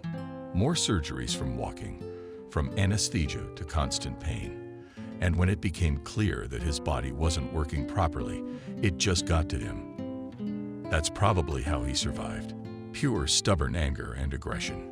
Did it help him fight? Kelly remarked. Yeah, I guess so, Thomas muttered. He shut himself off from everyone, even from us. He refused to talk about what had happened between him and Lola. It became impossible to work with Alex. Most of the staff changed. Christina was the only one left, and a few other staff members.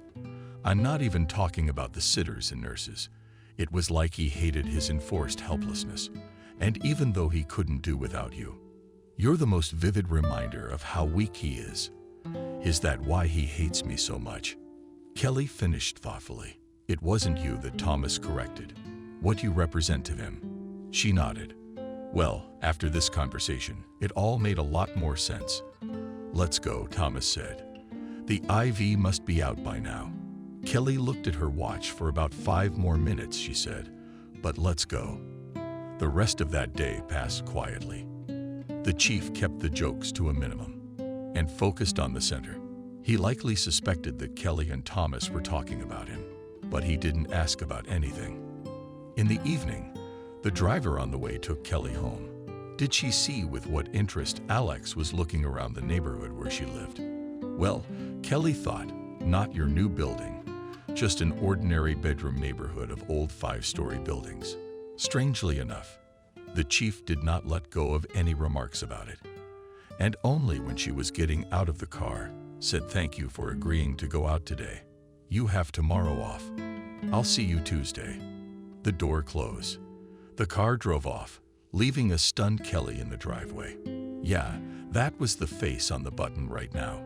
Apparently, he really is such a beast that even such a simple gesture as an unscheduled day off had caused her such amazement, though perhaps her eyes were so rounded. Out of thanks. Come to think of it, Alex doesn't even remember thanking her once all week. Even though she really does her job perfectly, he's got a lot to compare her to. The phone rang. Yeah, Thomas missed me. You know that, my good man. I'm starting to miss you as soon as you get in the car. A friend answered. Come on, what do you want?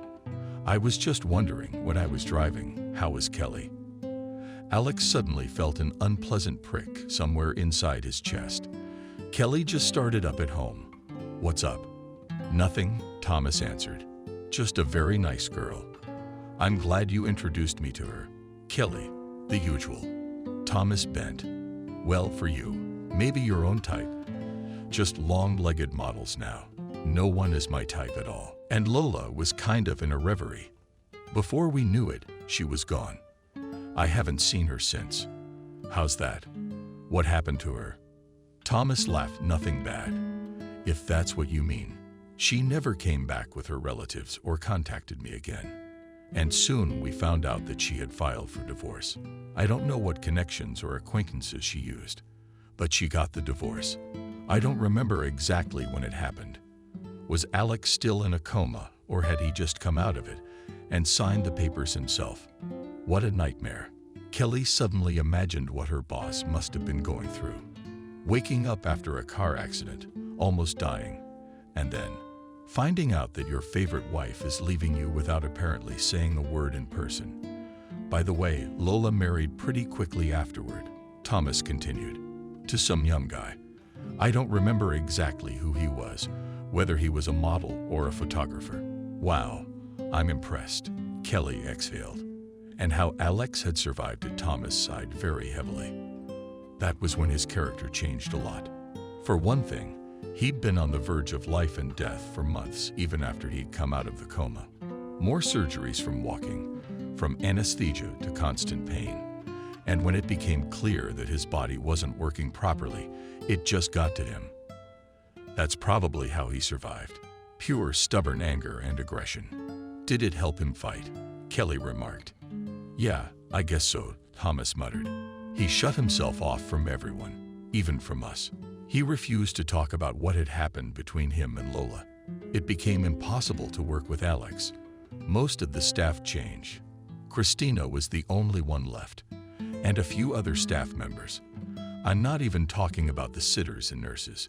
It was like he hated his enforced helplessness. And even though he couldn't do without you, you're the most vivid reminder of how weak he is. Is that why he hates me so much? Kelly finished thoughtfully. It wasn't you that Thomas corrected. What you represent to him. She nodded. Well, after this conversation, it all made a lot more sense. Let's go, Thomas said. The IV must be out by now. Kelly looked at her watch. For about 5 more minutes, she said. But let's go. The rest of that day passed quietly. The chief kept the jokes to a minimum and focused on the center. He likely suspected that Kelly and Thomas were talking about him, but he didn't ask about anything. In the evening, the driver on the way took Kelly home. Did she see with what interest Alex was looking around the neighborhood where she lived? Well, Kelly thought, not your new building, just an ordinary bedroom neighborhood of old 5-story buildings. Strangely enough, the chief did not let go of any remarks about it. And only when she was getting out of the car, said thank you for agreeing to go out today. You have tomorrow off. I'll see you Tuesday. The door closed. The car drove off, leaving a stunned Kelly in the driveway. Yeah, that was the face on the button right now. Apparently, he really is such a beast that even such a simple gesture as an unscheduled day off had caused her such amazement, though perhaps her eyes were so rounded. Out of thanks. Come to think of it, Alex doesn't even remember thanking her once all week. Even though she really does her job perfectly, he's got a lot to compare her to. The phone rang. Yeah, Thomas missed me. You know that, my good man. I'm starting to miss you as soon as you get in the car. A friend answered. Come on, what do you want?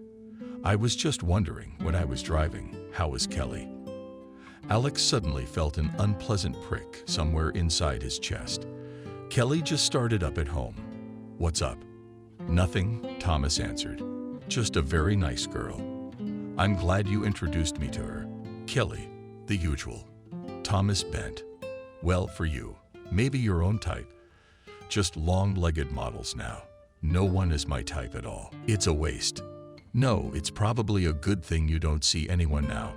Thomas muttered. What are you talking about? Nothing. Bye. Good to see you. Thanks for the test drive of the center and the invaluable recommendations. Feel free to come back with Kelly anytime. I'd be happy to. Okay. Thomas hung up. Alex felt a slight irritation. Suddenly, that he was teasing him on purpose, there was no way he could like it so much. Just an ordinary nurse. And by the way, it was for nothing that Thomas accused him of being overly demanding of women. Kelly, of course, does not look like a model at all, but she is very nice. And he, Alex, sees that. He suddenly smiled, remembering how concentratedly she frowns her eyebrows and stiffens her lower lip when she gives him an IV. Doesn't hurt at all, by the way. And how relaxed she was lying in the pool today, staring off into the distance with her big expressive eyes. She never looked so relaxed with him. However, it is understandable why models, and he is not obsessed with them at all. He had no one else besides Elena. Lola. A pile of unpleasant memories again floated to the surface of consciousness, and there was no strength to hide it. He remembered the accident. Not even Thomas had told anyone about it. Also, they say women are good at hiding their cheating. Although maybe Lola was subconsciously acting like a serial killer who wants to get caught, and so leaves traces at the scene of the crime. Well, or was it just a simple accident? Or was she just so sure of his boundless love? Anyway, it all happened to the point of triviality. He was just sitting at his laptop, solving work issues. Lola sat in the chair next to him. They were having a nice conversation, not getting caught up in work. She kissed him on the lips. "I'm going to the bathroom for a while." "I'll miss you," he replied. The girl left, leaving her phone on the table. He wouldn't have noticed it if it wasn't for the sound of an incoming message. He wasn't going to read it either. Just automatically raised his eyes to the invading screen. Those few words had ruined his life. "Sunshine, thank you for the best night of my life. Your Kelly is hopefully not around." At that moment, Lola came out of the bathroom. Everything was still salvageable. She could say anything. He was ready to believe it was a joke, that it was a wrong number, that he'd imagined it, or that he'd forgotten how to read. But her startled look and the pale face made him realize it was true. Alex doesn't remember well how he left the house, got into the car, and drove off. When he later recalled this moment, he couldn't even answer himself the question, where did he go and why? He could have just gone for a walk. If only he had just gone for a walk then. How, where, and how much he was going, badly remembered only the very moment of the accident, when time slowed down, and only the pole was inexorably approaching, despite the pressure in the floor of the brake. Further on, consciousness returned in fragments. The unbearably loud roar of the siren, the hard stretcher on which he was being laid, then the white ceiling of the hospital, the search for instruments in the ICU room. It was like that for weeks, if not months. Even the moment of divorce passed like a blur. Thank goodness, the lawyer came at that rare moment when neither Thomas nor any of the family members were around. Alex listened to what the lawyer said and signed all the papers. It was a good thing that he and Lola had a prenup. Of course, under it, she was getting a sizable payoff. But any money was worth never seeing her again in his life. When he'd found out she'd gotten married, he'd experienced a strange feeling, more like a mixture of bitterness and surprise. How could he have thought it was a stranger's woman, the dearest person in the world to him? Had several years of marriage and happiness been a lie? Then he decided that love was no longer for him, especially in his condition. Who would want an invalid? Would they be with him now or for his money? Or worse, out of pity? And she's certainly never going to love him. A girl he treats the way he's been treating Kelly all this time. Kelly went to bed. It had been an amazing day. Her head was exploding from the abundance of new information and impressions. She suddenly caught herself smiling. The first time she smiled was when she remembered working for Alex, or as he'd asked her to call him, just Alex. "Thank you," said the sudden day off as well. Miracles, indeed. After thinking about it, Kelly chatted with her friends.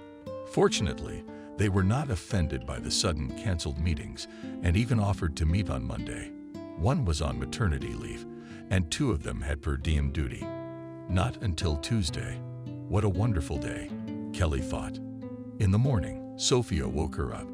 "Kelly, did your alarm clock go off?" she said after knocking, walking into her daughter's room. "Mom, it's my day off. I worked yesterday."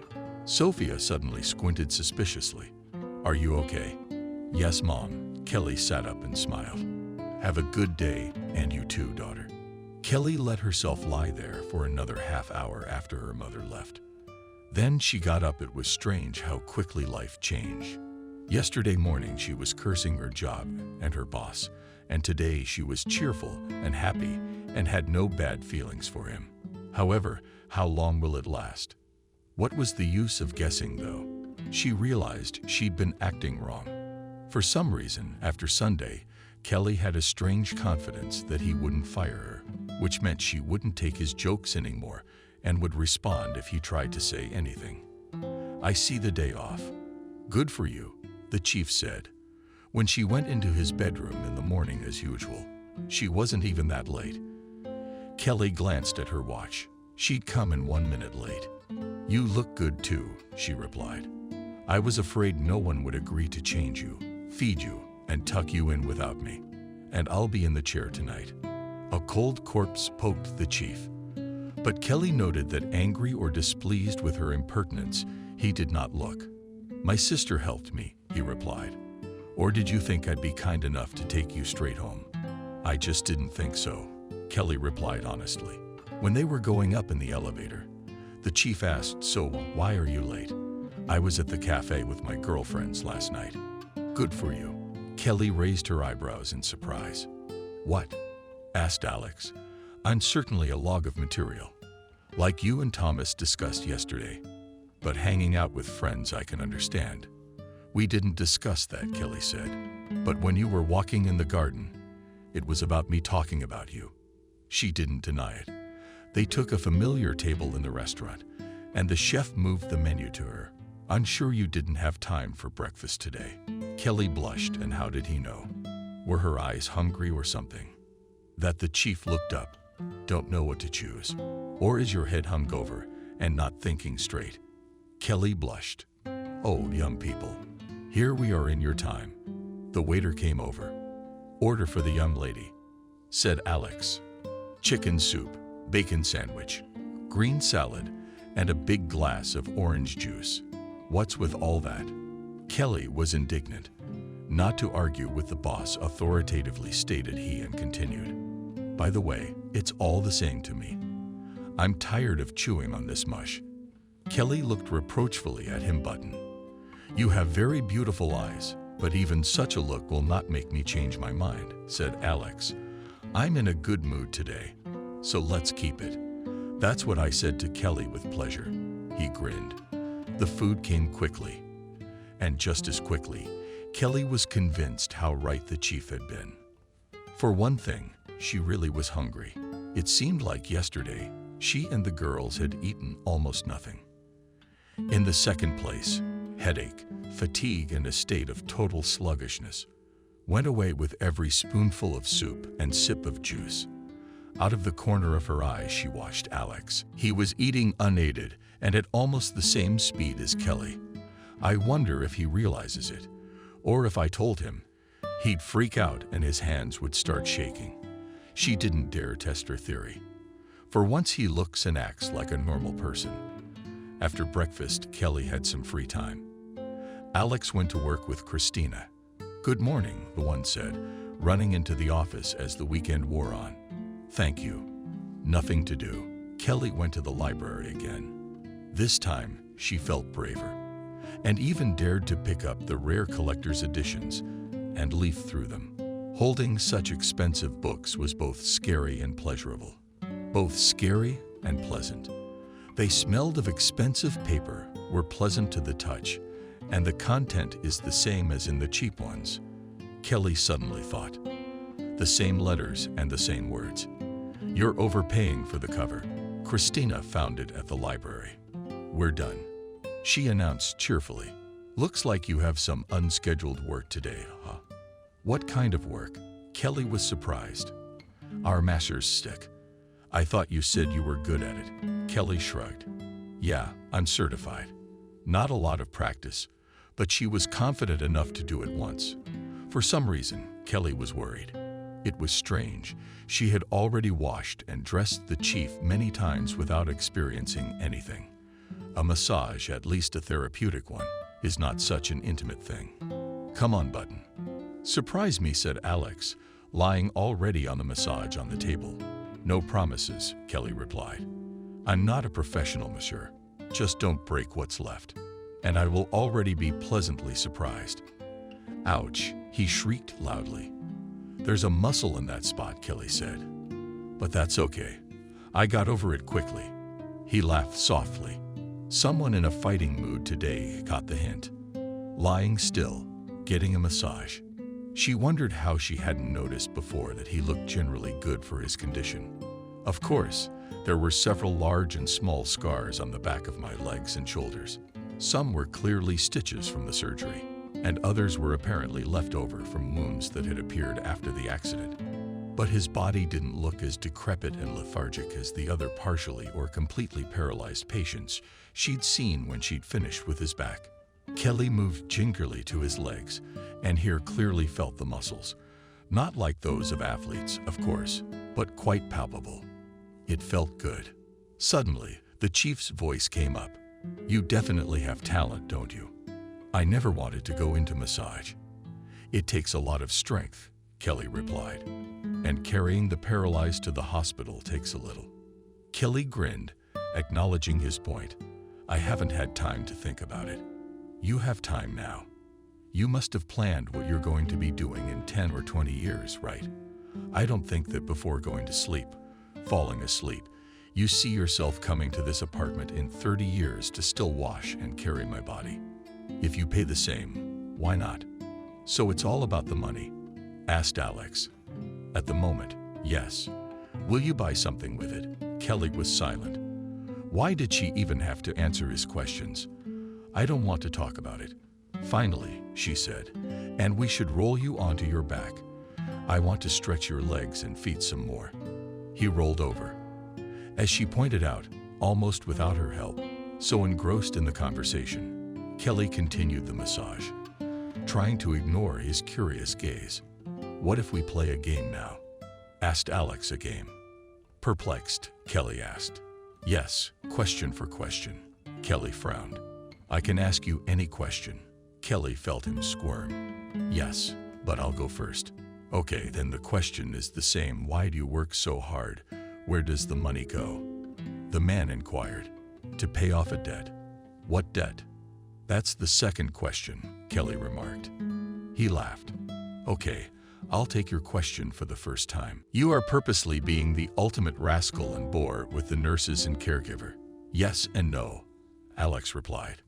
"How is that not understood, Kelly?" "That's the second question." Kelly, "For a long time." "My turn," said Alex. "What's the debt? Where did it come from? How long have you been paying it?" "That's 3 questions at once." "Then you can ask me 3 questions too." "That's fine." The girl nodded. "The debt was left over from my father. He was in Robert, and he lost a lot of money. Ran away. No one knows where he is, and the debt went to his family, which is us. This happened when you were 16. Alex asked. Kelly nodded. "My mom worked 2 jobs to support my brother and me, and to pay at least enough to keep us out of debt," she said. "Then I started working, and now my brother is working part-time." "So you've been living for 8 years, paying off the debt of your absconding father," the man said thoughtfully. She nodded again. "How much more do you have left to pay?" "According to my calculations, if you do not fire me, a couple more years." He whistled my business. "Say, was it my turn to interrupt his Kelly? I'm not gonna make up 10 questions. Just tell me why you treat me and others the way you do.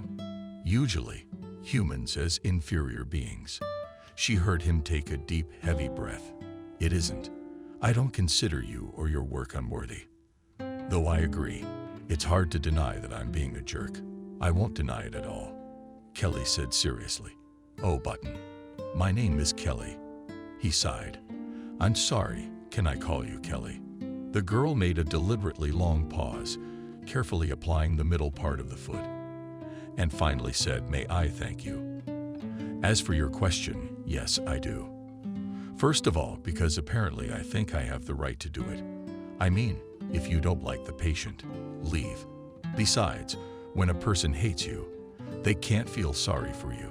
Kelly lowered his legs and stood beside him, looking into his eyes. "You don't make me feel sorry for you, nor do I hate you." "Thank you," Regarding the second one, it's only today, the girl added. He laughed. I'll keep that in mind. I suggest we continue our fascinating conversation over lunch. In the meantime, I'll do some more work. They had lunch together as well. Kelly, she didn't realize at what point, but the chief ordered food for her as well. Truthfully, she was a little embarrassed. The girl had eaten with Christina before, and now all of a sudden she was eating with the chief. What would she think? However, Christina must be used to everything here. When do you only have time to live? Asked Alex. Deftly wields a knife and fork. Well, to live, go on dates, meet with girlfriends. And what else do girls your age do? From what you told Thomas yesterday, you don't have a lot of free time. I don't go out much with my girlfriends. Probably hadn't been out in 6 months before last night. And Kelly's date got me thinking. I can't remember the last time I went out on a date. But you were in a relationship. What kind of questions are these? The girl was indignant. And anyway, what about the rule that we ask one question at a time? All right, all right. He conciliatory raised up his hands with the cutlery clutched in them. Your question. What happened with you and your wife? There was a resounding clatter. The fork and knife fell to the floor. Kelly looked at them in surprise, then looked at Alex's face. He darkened, lowered his eyes to his plate. But she cheated on me. I found out about it, left home, and got into an accident.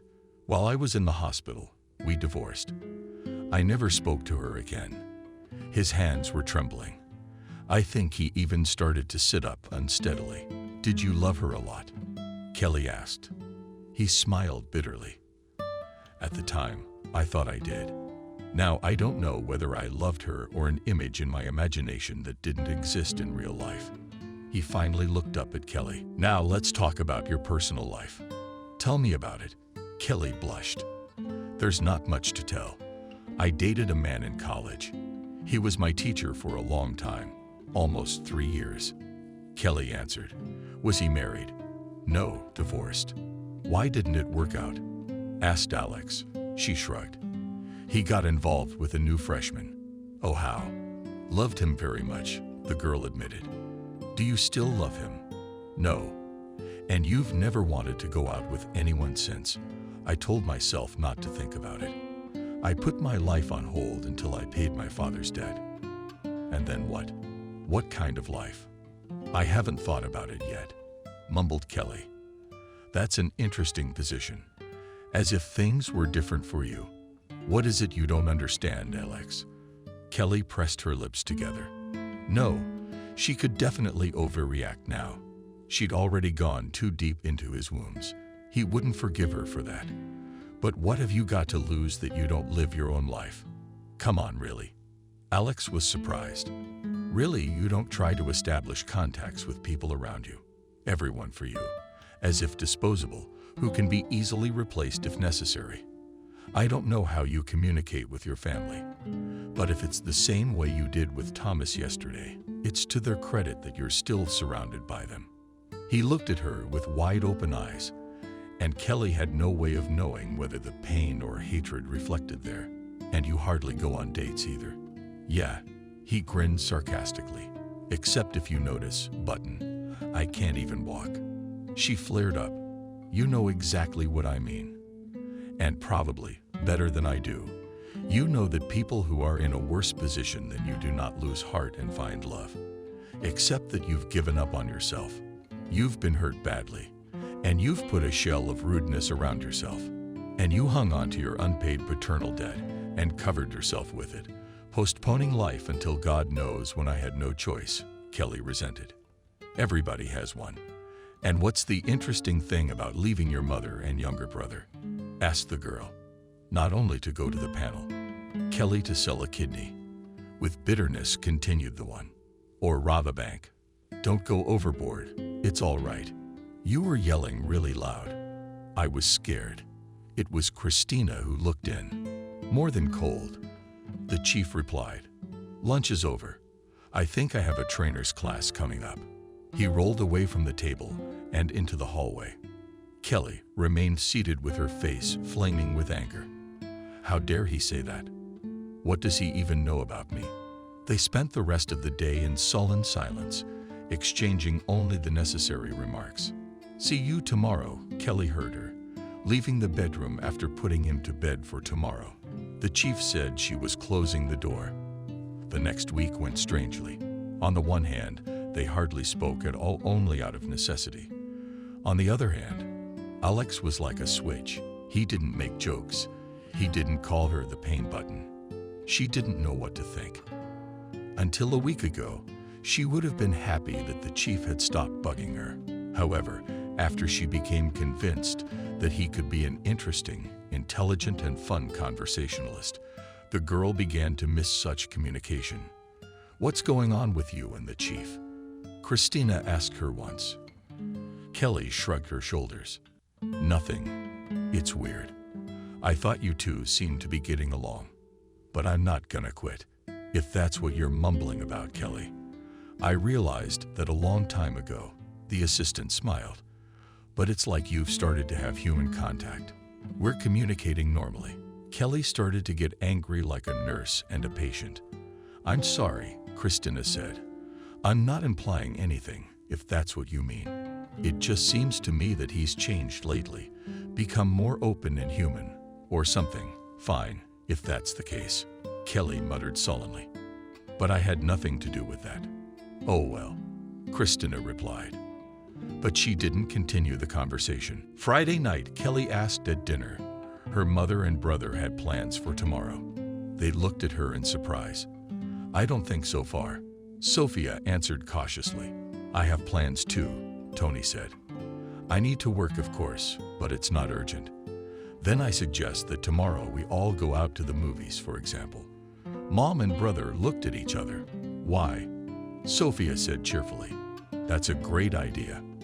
I don't remember when the three of us ever went out. I probably didn't know how to walk back then," Tony said. Everybody laughed. They didn't end up going to the movies, but they had a nice walk in Central Park and even rode the Ferris wheel together. After they had lunch at a local cafe, Tony suggested maybe a boat ride. "Let's do that." Kelly agreed. Sophia smiled. "I haven't been on a boat in about 25 years. The three of them sailed slowly on the big boat. Tony and Kelly took turns at the oars. The boat was light and easy to steer, and at one point, when they were in the middle of the river, Kelly closed her eyes, breathed in the fresh river air, and felt her lungs and mind slowly filling with the knowledge of life. She had probably never felt so light and free, as if there was no paternal duty. And she and her mother and brother can live a normal, quiet life. Sophia can work as much as she wants, not at the limit of her strength. Perhaps their mother will even quit her job, buy a country house and go there to grow flowers. And Tony will go to university, start studying and enjoy student life. And she, Kelly, will continue to work for Alex and go on dates. What if she gets married and her husband is against her courting another man? That's where her thoughts got mixed for some reason. The next week followed the same pattern until Wednesday's massage session. The masher never showed up, but Kelly was being paid well for her new responsibility, which was fine with her. The chief said you'd take Saturday off for overtime. "Sure," Kelly replied. "We'll go to the spa again." "Did you miss your massage?" "Sure, Alex, no. Alas, we're just going to visit my little sister." "Oh, great. She has a beautiful house. I'm sure you'll love it. It's nice to think you care about my experience. But I said great because I'm glad you're finally coming out of your shell." The girl remarked ironically. He laughed. Just like that, we were back to the conversation of 2 weeks ago. "At this rate, we'll get a date with you." Kelly smiled. "Interesting about you. Does that mean he'll go, and I'll go? Or with you together?" "Dan, why am I even thinking about this?" "A date is good," Kelly said neutrally, carefully constructing the phrase so that it didn't commit her to anything. The chief watched her face intently. His attentive gray eyes seemed to gurgle, pouring in through her. "Goodbye." "That's fine," he replied. From that day on, they began talking again on various subjects. They discussed the weather, who liked what food, or who did well in school. Kelly was surprised to learn that Alex had grown up in an ordinary family, that his parents were a school teacher and a factory engineer. And for some reason, she had always imagined that he was a hereditary businessman, and his parents were some kind of owners of factories and steamships. Alex was surprised when Kelly told him that she had been a bully in junior high school, and Sophia was often called to school. "I thought you were that girl on the first desk with a thick braid, who raises her hand at every question and reminds if the teacher forgot to assign homework. What a terrible opinion you have of me," laughed the girl. "I was. Only I sat in the second batch. I studied quite well, but at home I often forgot to do it myself." Saturday at 10 a.m., they arrived at a big, beautiful house. It couldn't be called flashy, luxurious, more like just big and cozy.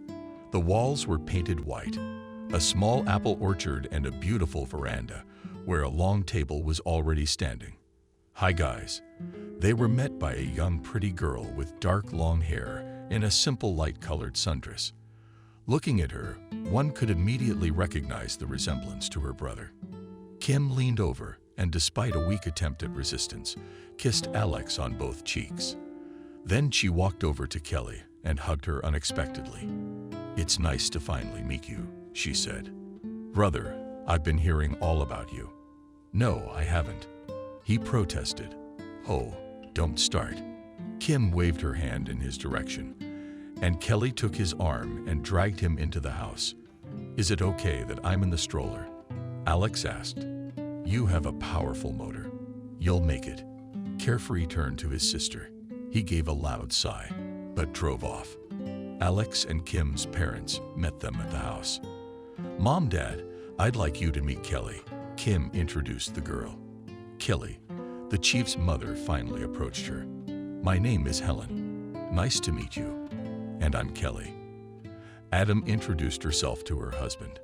"Nice to meet you. How do they even know about me?" Kelly thought, responding to the hug and handshake.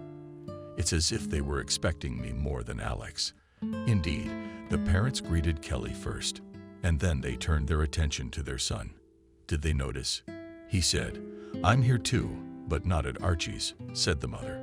"Kiss him on the cheek. Everything's ready. Let's go out on the veranda," said the father.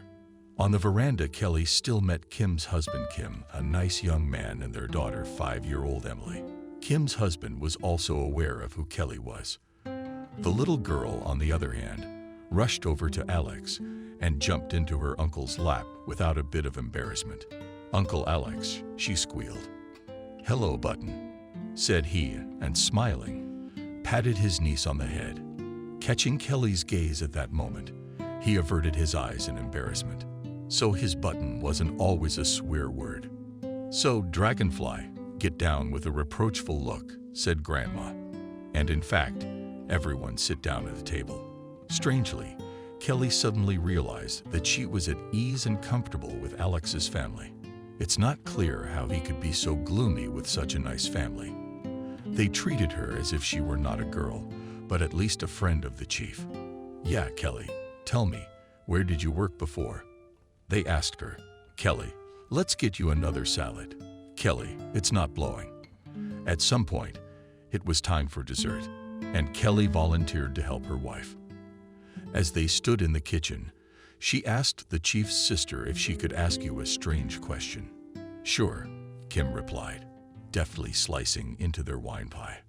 "Why don't you all have that attitude over there?" "What do you mean?" Kim seemed genuinely surprised. Kelly blushed. "Well, I mean, I'm just a nurse." "Ah, understood." Kim put the knife aside and smiled. "Not just a nurse, I understand. It's, you know a lot about him. What happened in his life?" Kelly blushed. "I know a few things. But after the accident, he changed a lot." Kim's face became very serious all of a sudden. "It was like I saw a different person. And I know he was completely insufferable to the other caregivers and nurses. And I'm sure he was to you, too," Kelly said, wanting to say something. But Kim held up her hand. "Hold on. But I don't know why. He's changed, and it's like I recognize my brother again." She smiled again. "So how are we supposed to feel about you?" Kelly couldn't find anything to say to that, so she just helped her wife carry the pie out to the veranda. When they returned, she saw the chief glance at her. He'll think I'm gossiping about him again, Kelly thought. Though what about last time? What about this time? That's just the way it was. The evening went well, cozy family style. They played crocodile, sang songs with guitar, and got ready to go home only when it was time for Emily's daughter Kim to go to bed already in the car. The chief said I can also drop you off on the way home. Then who takes care of you before bedtime? Kelly asked. I don't suppose you're expecting anyone tonight. She immediately said no. What if he met someone? And she said dismissively, it's understandable that no one will come to your place at night. But the chief answered calmly, no, I'm not expecting anyone. I'm just worried that tomorrow you did not sleep because of me.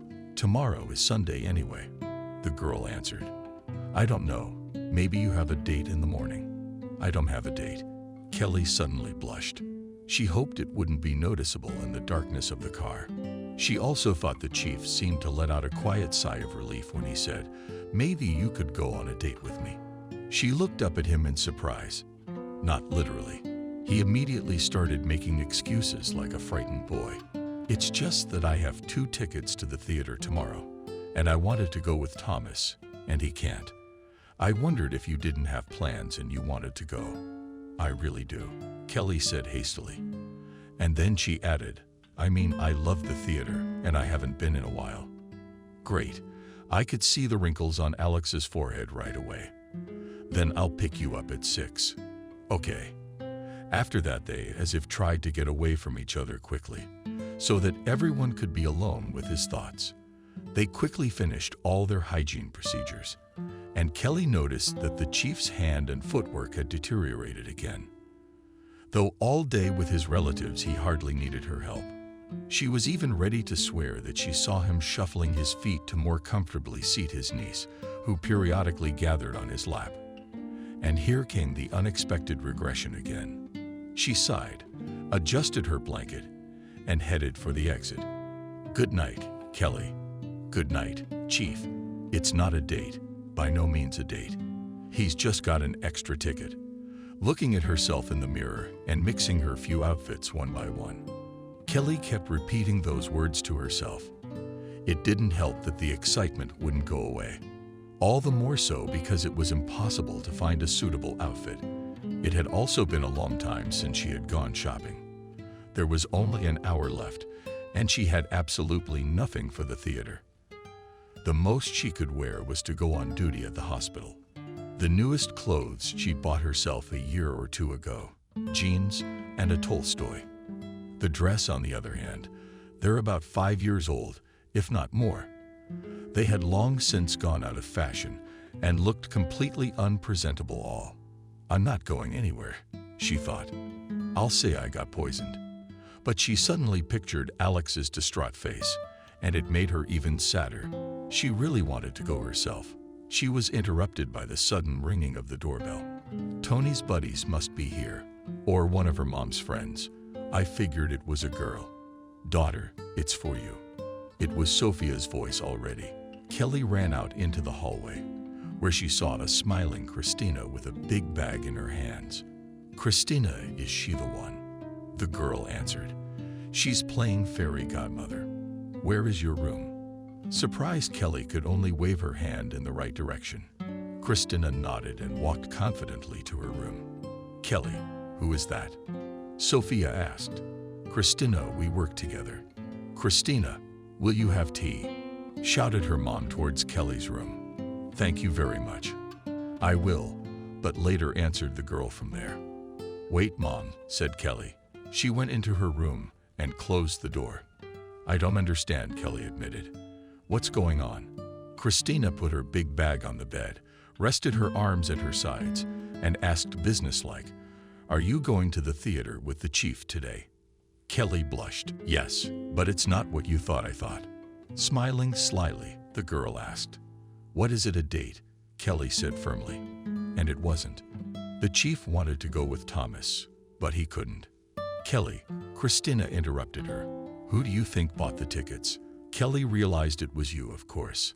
And believe me, please, no, Thomas, the chief, was not going to the theater. In fact, I doubt Thomas knows what theater is. With all due respect, Kelly sank down on the bed. So, in a weak voice, she said, "It turns out it's a date. Don't you want to?" "Careful?" Christina asked. Kelly shrugged her shoulders. "I think I do." "Then I guess let's get ready then. There's not much time." Kelly opened her mouth when Christina, like a true modern fairy godmother, began pulling a bundle out of a large bag. First, she pulled out a simple, but elegant and delicate blue dress. Christina said in an unobjectionable voice, "The dress fit just right. How do you know my size?" Kelly wondered. "Experience. I worked as a young stylist's assistant." "Oh, right. You sized up my uniform the first day." She remembered. "Yes, I did." Then Christina pulled out the same elegant and delicate on thin bags black sandals.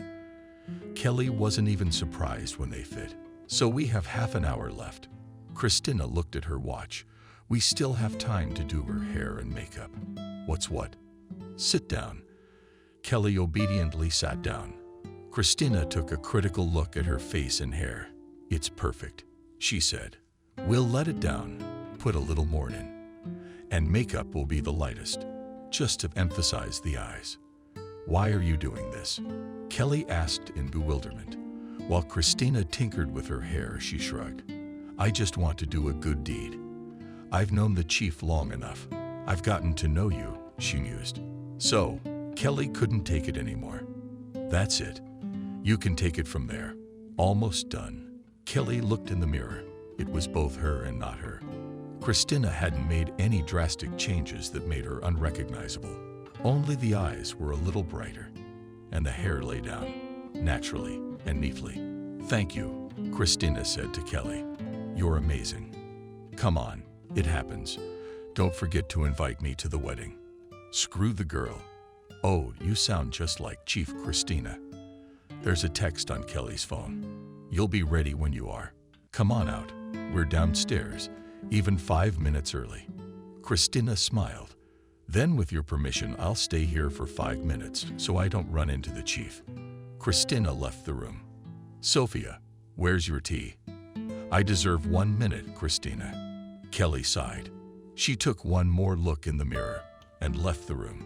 She caught the surprised looks of her mother. Surprisingly, neither of them said a word.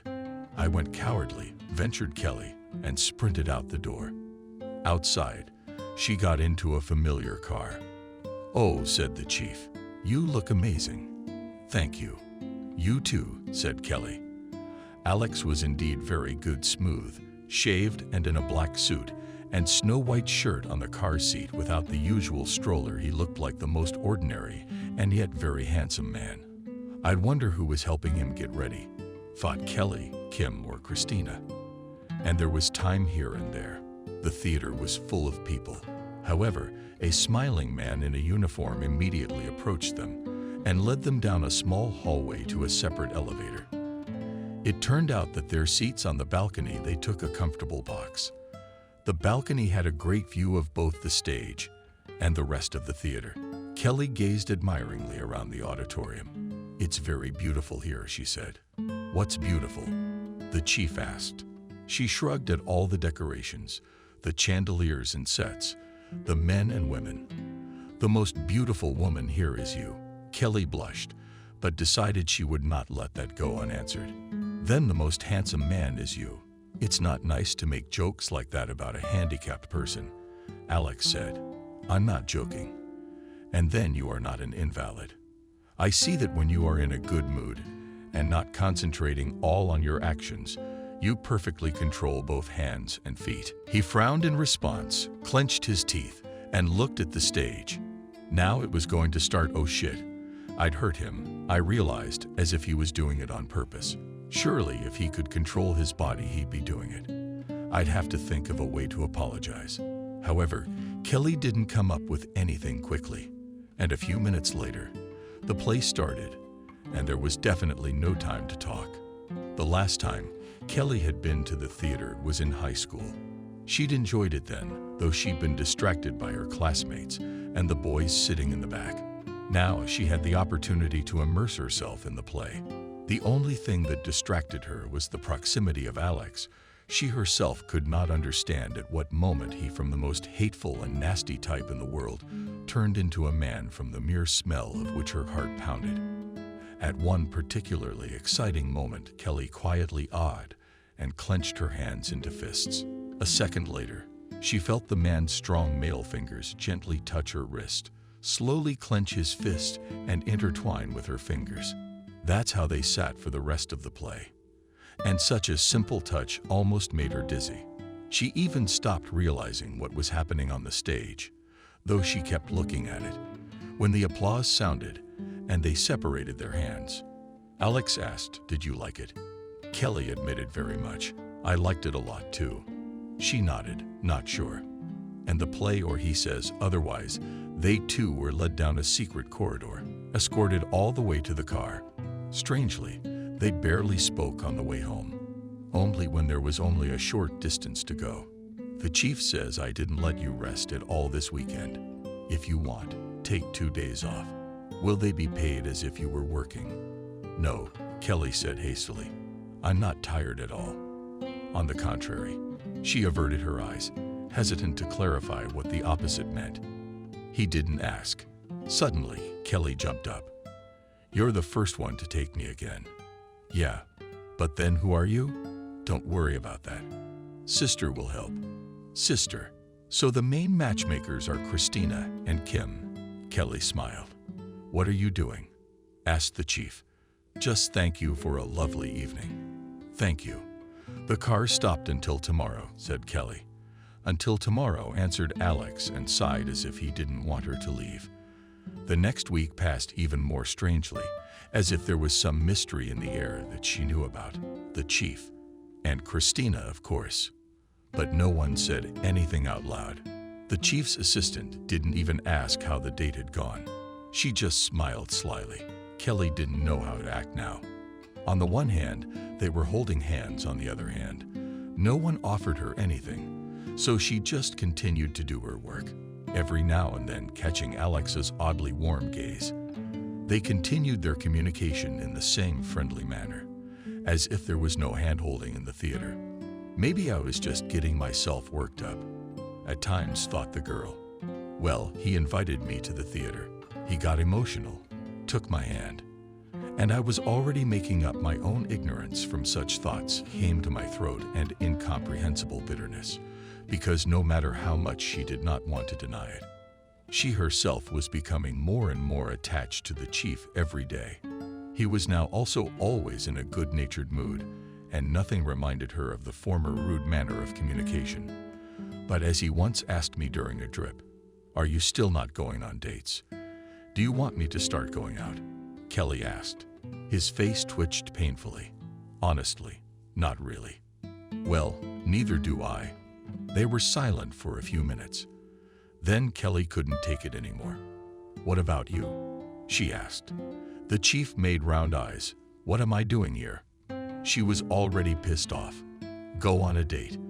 Only when with you," she exhaled noisily. "Are you joking, or are you being serious? Which answer would you like?" Kelly suddenly felt like hitting him with something heavy. After a short pause, he bit his lower lip and, without looking Kelly in the eye, asked, "Did you know I had a little house in the country?" "I didn't. I want to go there for the weekend," Alex said. "If you're not bored with me yet, and you're willing to take the overtime, I'd really like you to come with me." So this is bullshit again. It's like he's asking her to spend the weekend with him. But if that's the case, what the hell is a part-time job? Can't he just say it? Feeling my brain explode with contradictions, Kelly, as indifferent as possible, shrugged and said, "I never turned down overtime." He seemed pleased and upset at the same time. It was a deal. The little house turned out to be a big, luxurious, beautiful house. "Aha." That's all Kelly said when she stepped inside. "I'd live here all the time." "I'll think about your offer," the chief replied, moving past her to the back of the room. Kelly walked through the house, determined to get to know the servants. To her own surprise, she found no one here. "Are we the only ones here?" she asked in surprise. "Well, yes," said Alex. "If you're afraid that I'll start hitting on you." "Don't be afraid. You can easily escape." "Very funny," muttered the girl. "I'm serious. I think we can handle a couple days on our own." Christina's driver and a cleaning lady were here the day before. They're all set. "I'm sure I can get through 2 days without the help of other people. I just didn't expect it from you." The chief shrugged his shoulders. "Thought you might want a vacation in the country. Of course, it's not exactly a vacation with me. But still, what are the plans? I can just show you the house for now." As they looked around the house, Kelly noted to herself that it too had been built or remodeled to suit Alex's needs.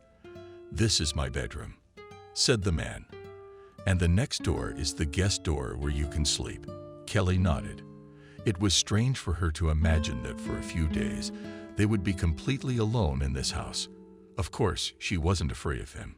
It was a different feeling, more like anticipation or something. It was getting smaller and smaller. One could imagine them staying here to continue a purely working relationship. These thoughts made her cheeks start to blush again. "I suggest we start with a snack," Alex said. "The food in the refrigerator will be brought to the pool." "Okay," Kelly nodded. "What should I bring?" "Anything at your discretion."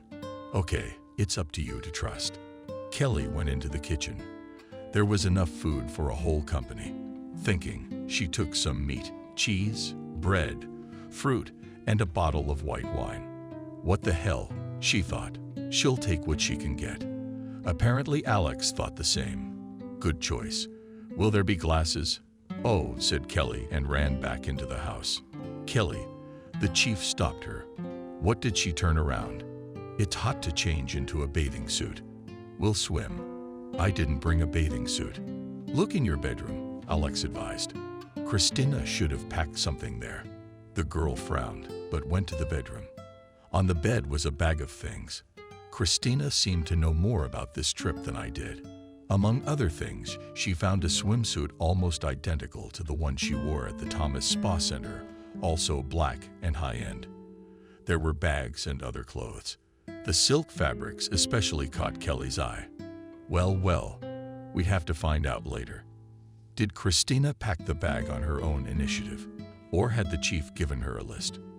After changing her clothes, she went to the kitchen, and after a short search, she found tall crystal glasses on a thin stem. "Now that's different," Alex said. "Did you undress and climb over to the 6 long by yourself?" Kelly asked. He nodded. "How do you see?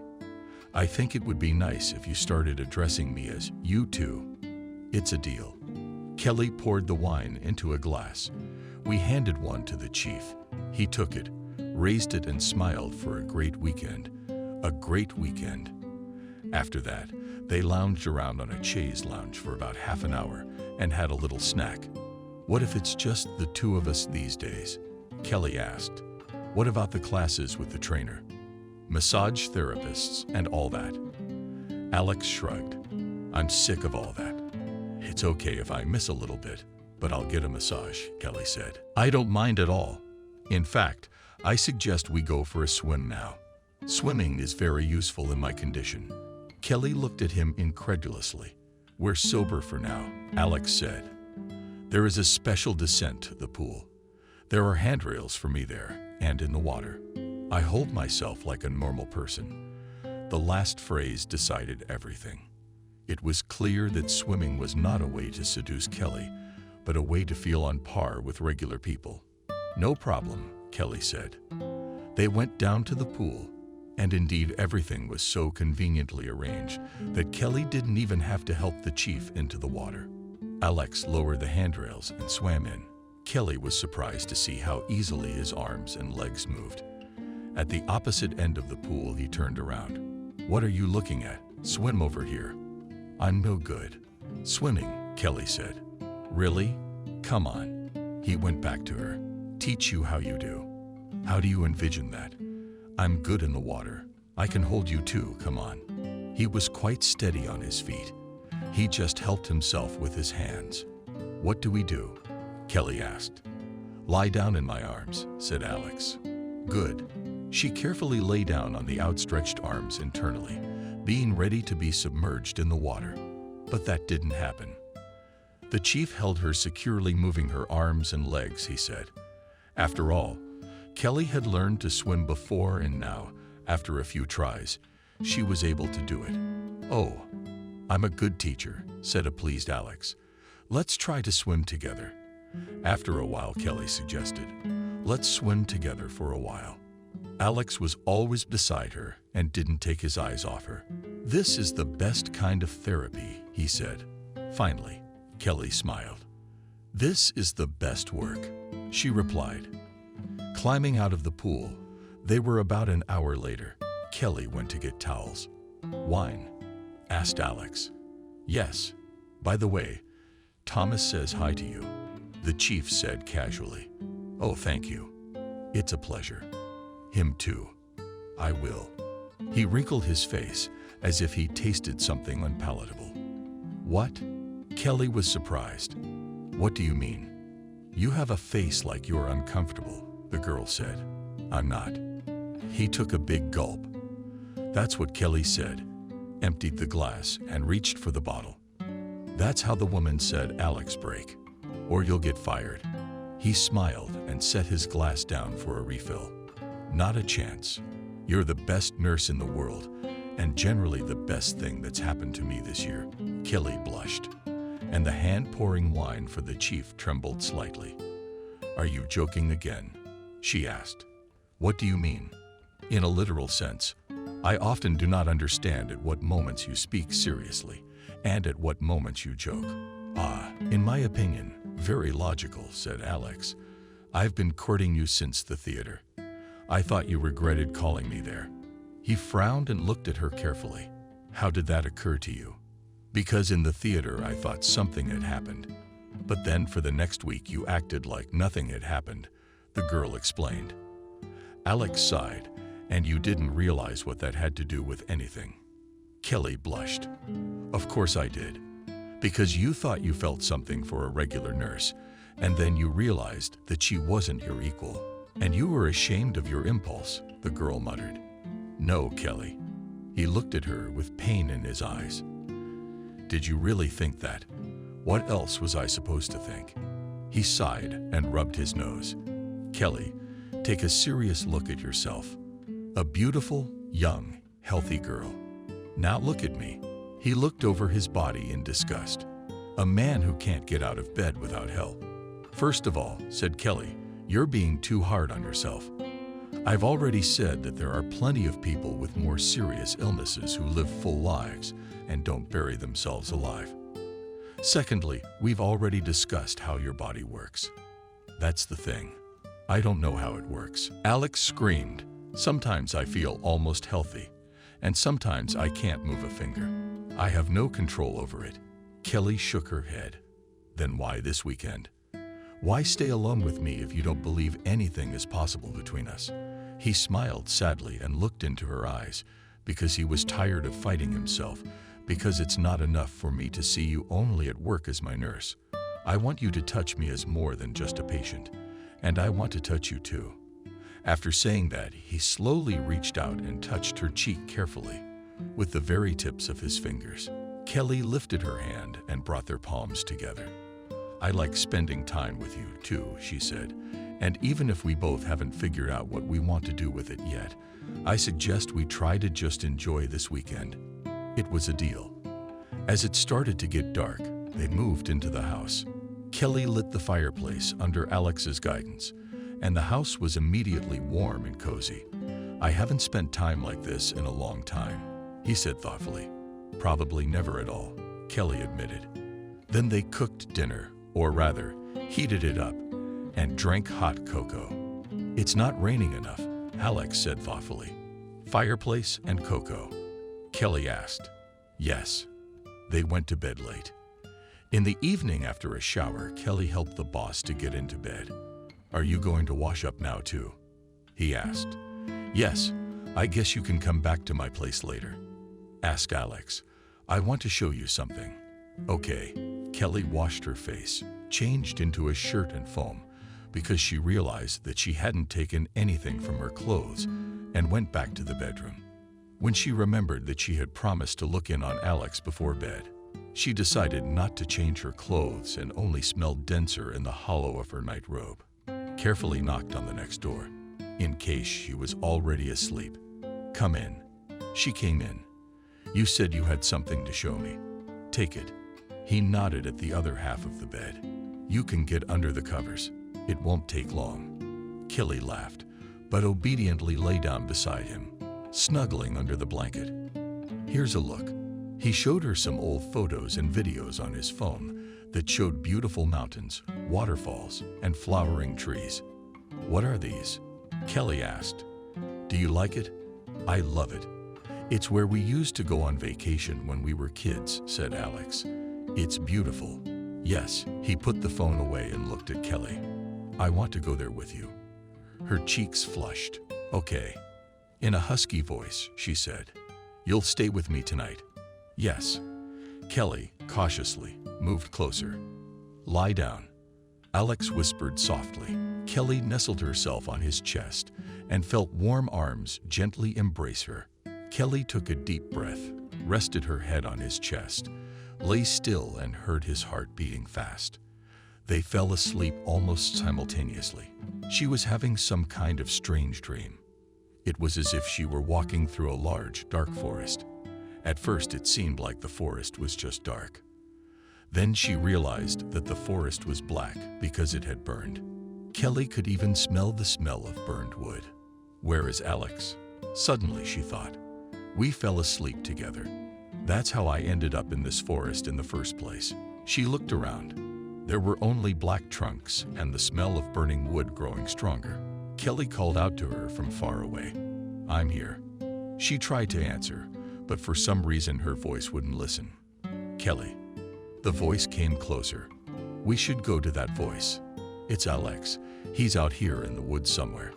She has to find him and save him." "Kelly." The shouting came closer, almost in her ear. "She's going to answer it now." "What is that strong smoke smell that gives you a headache?" "We've got to get out of these woods.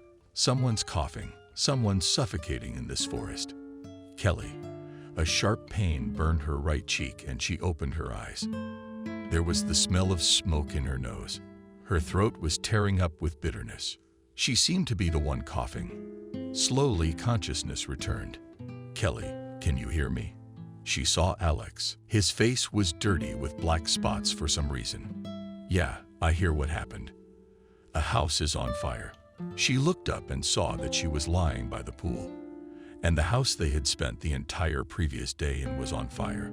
Flames were already bursting out of the windows, burning part of the roof, and a few sparks fell directly into the singing pool, turning into black coals. "We forgot to put out the fireplace." He shook his head. "No, there are safety systems in there. It wouldn't have caught fire." "Then what happened?" the girl asked. "I don't know. We should call the fire department." "I already did." "Wait a minute."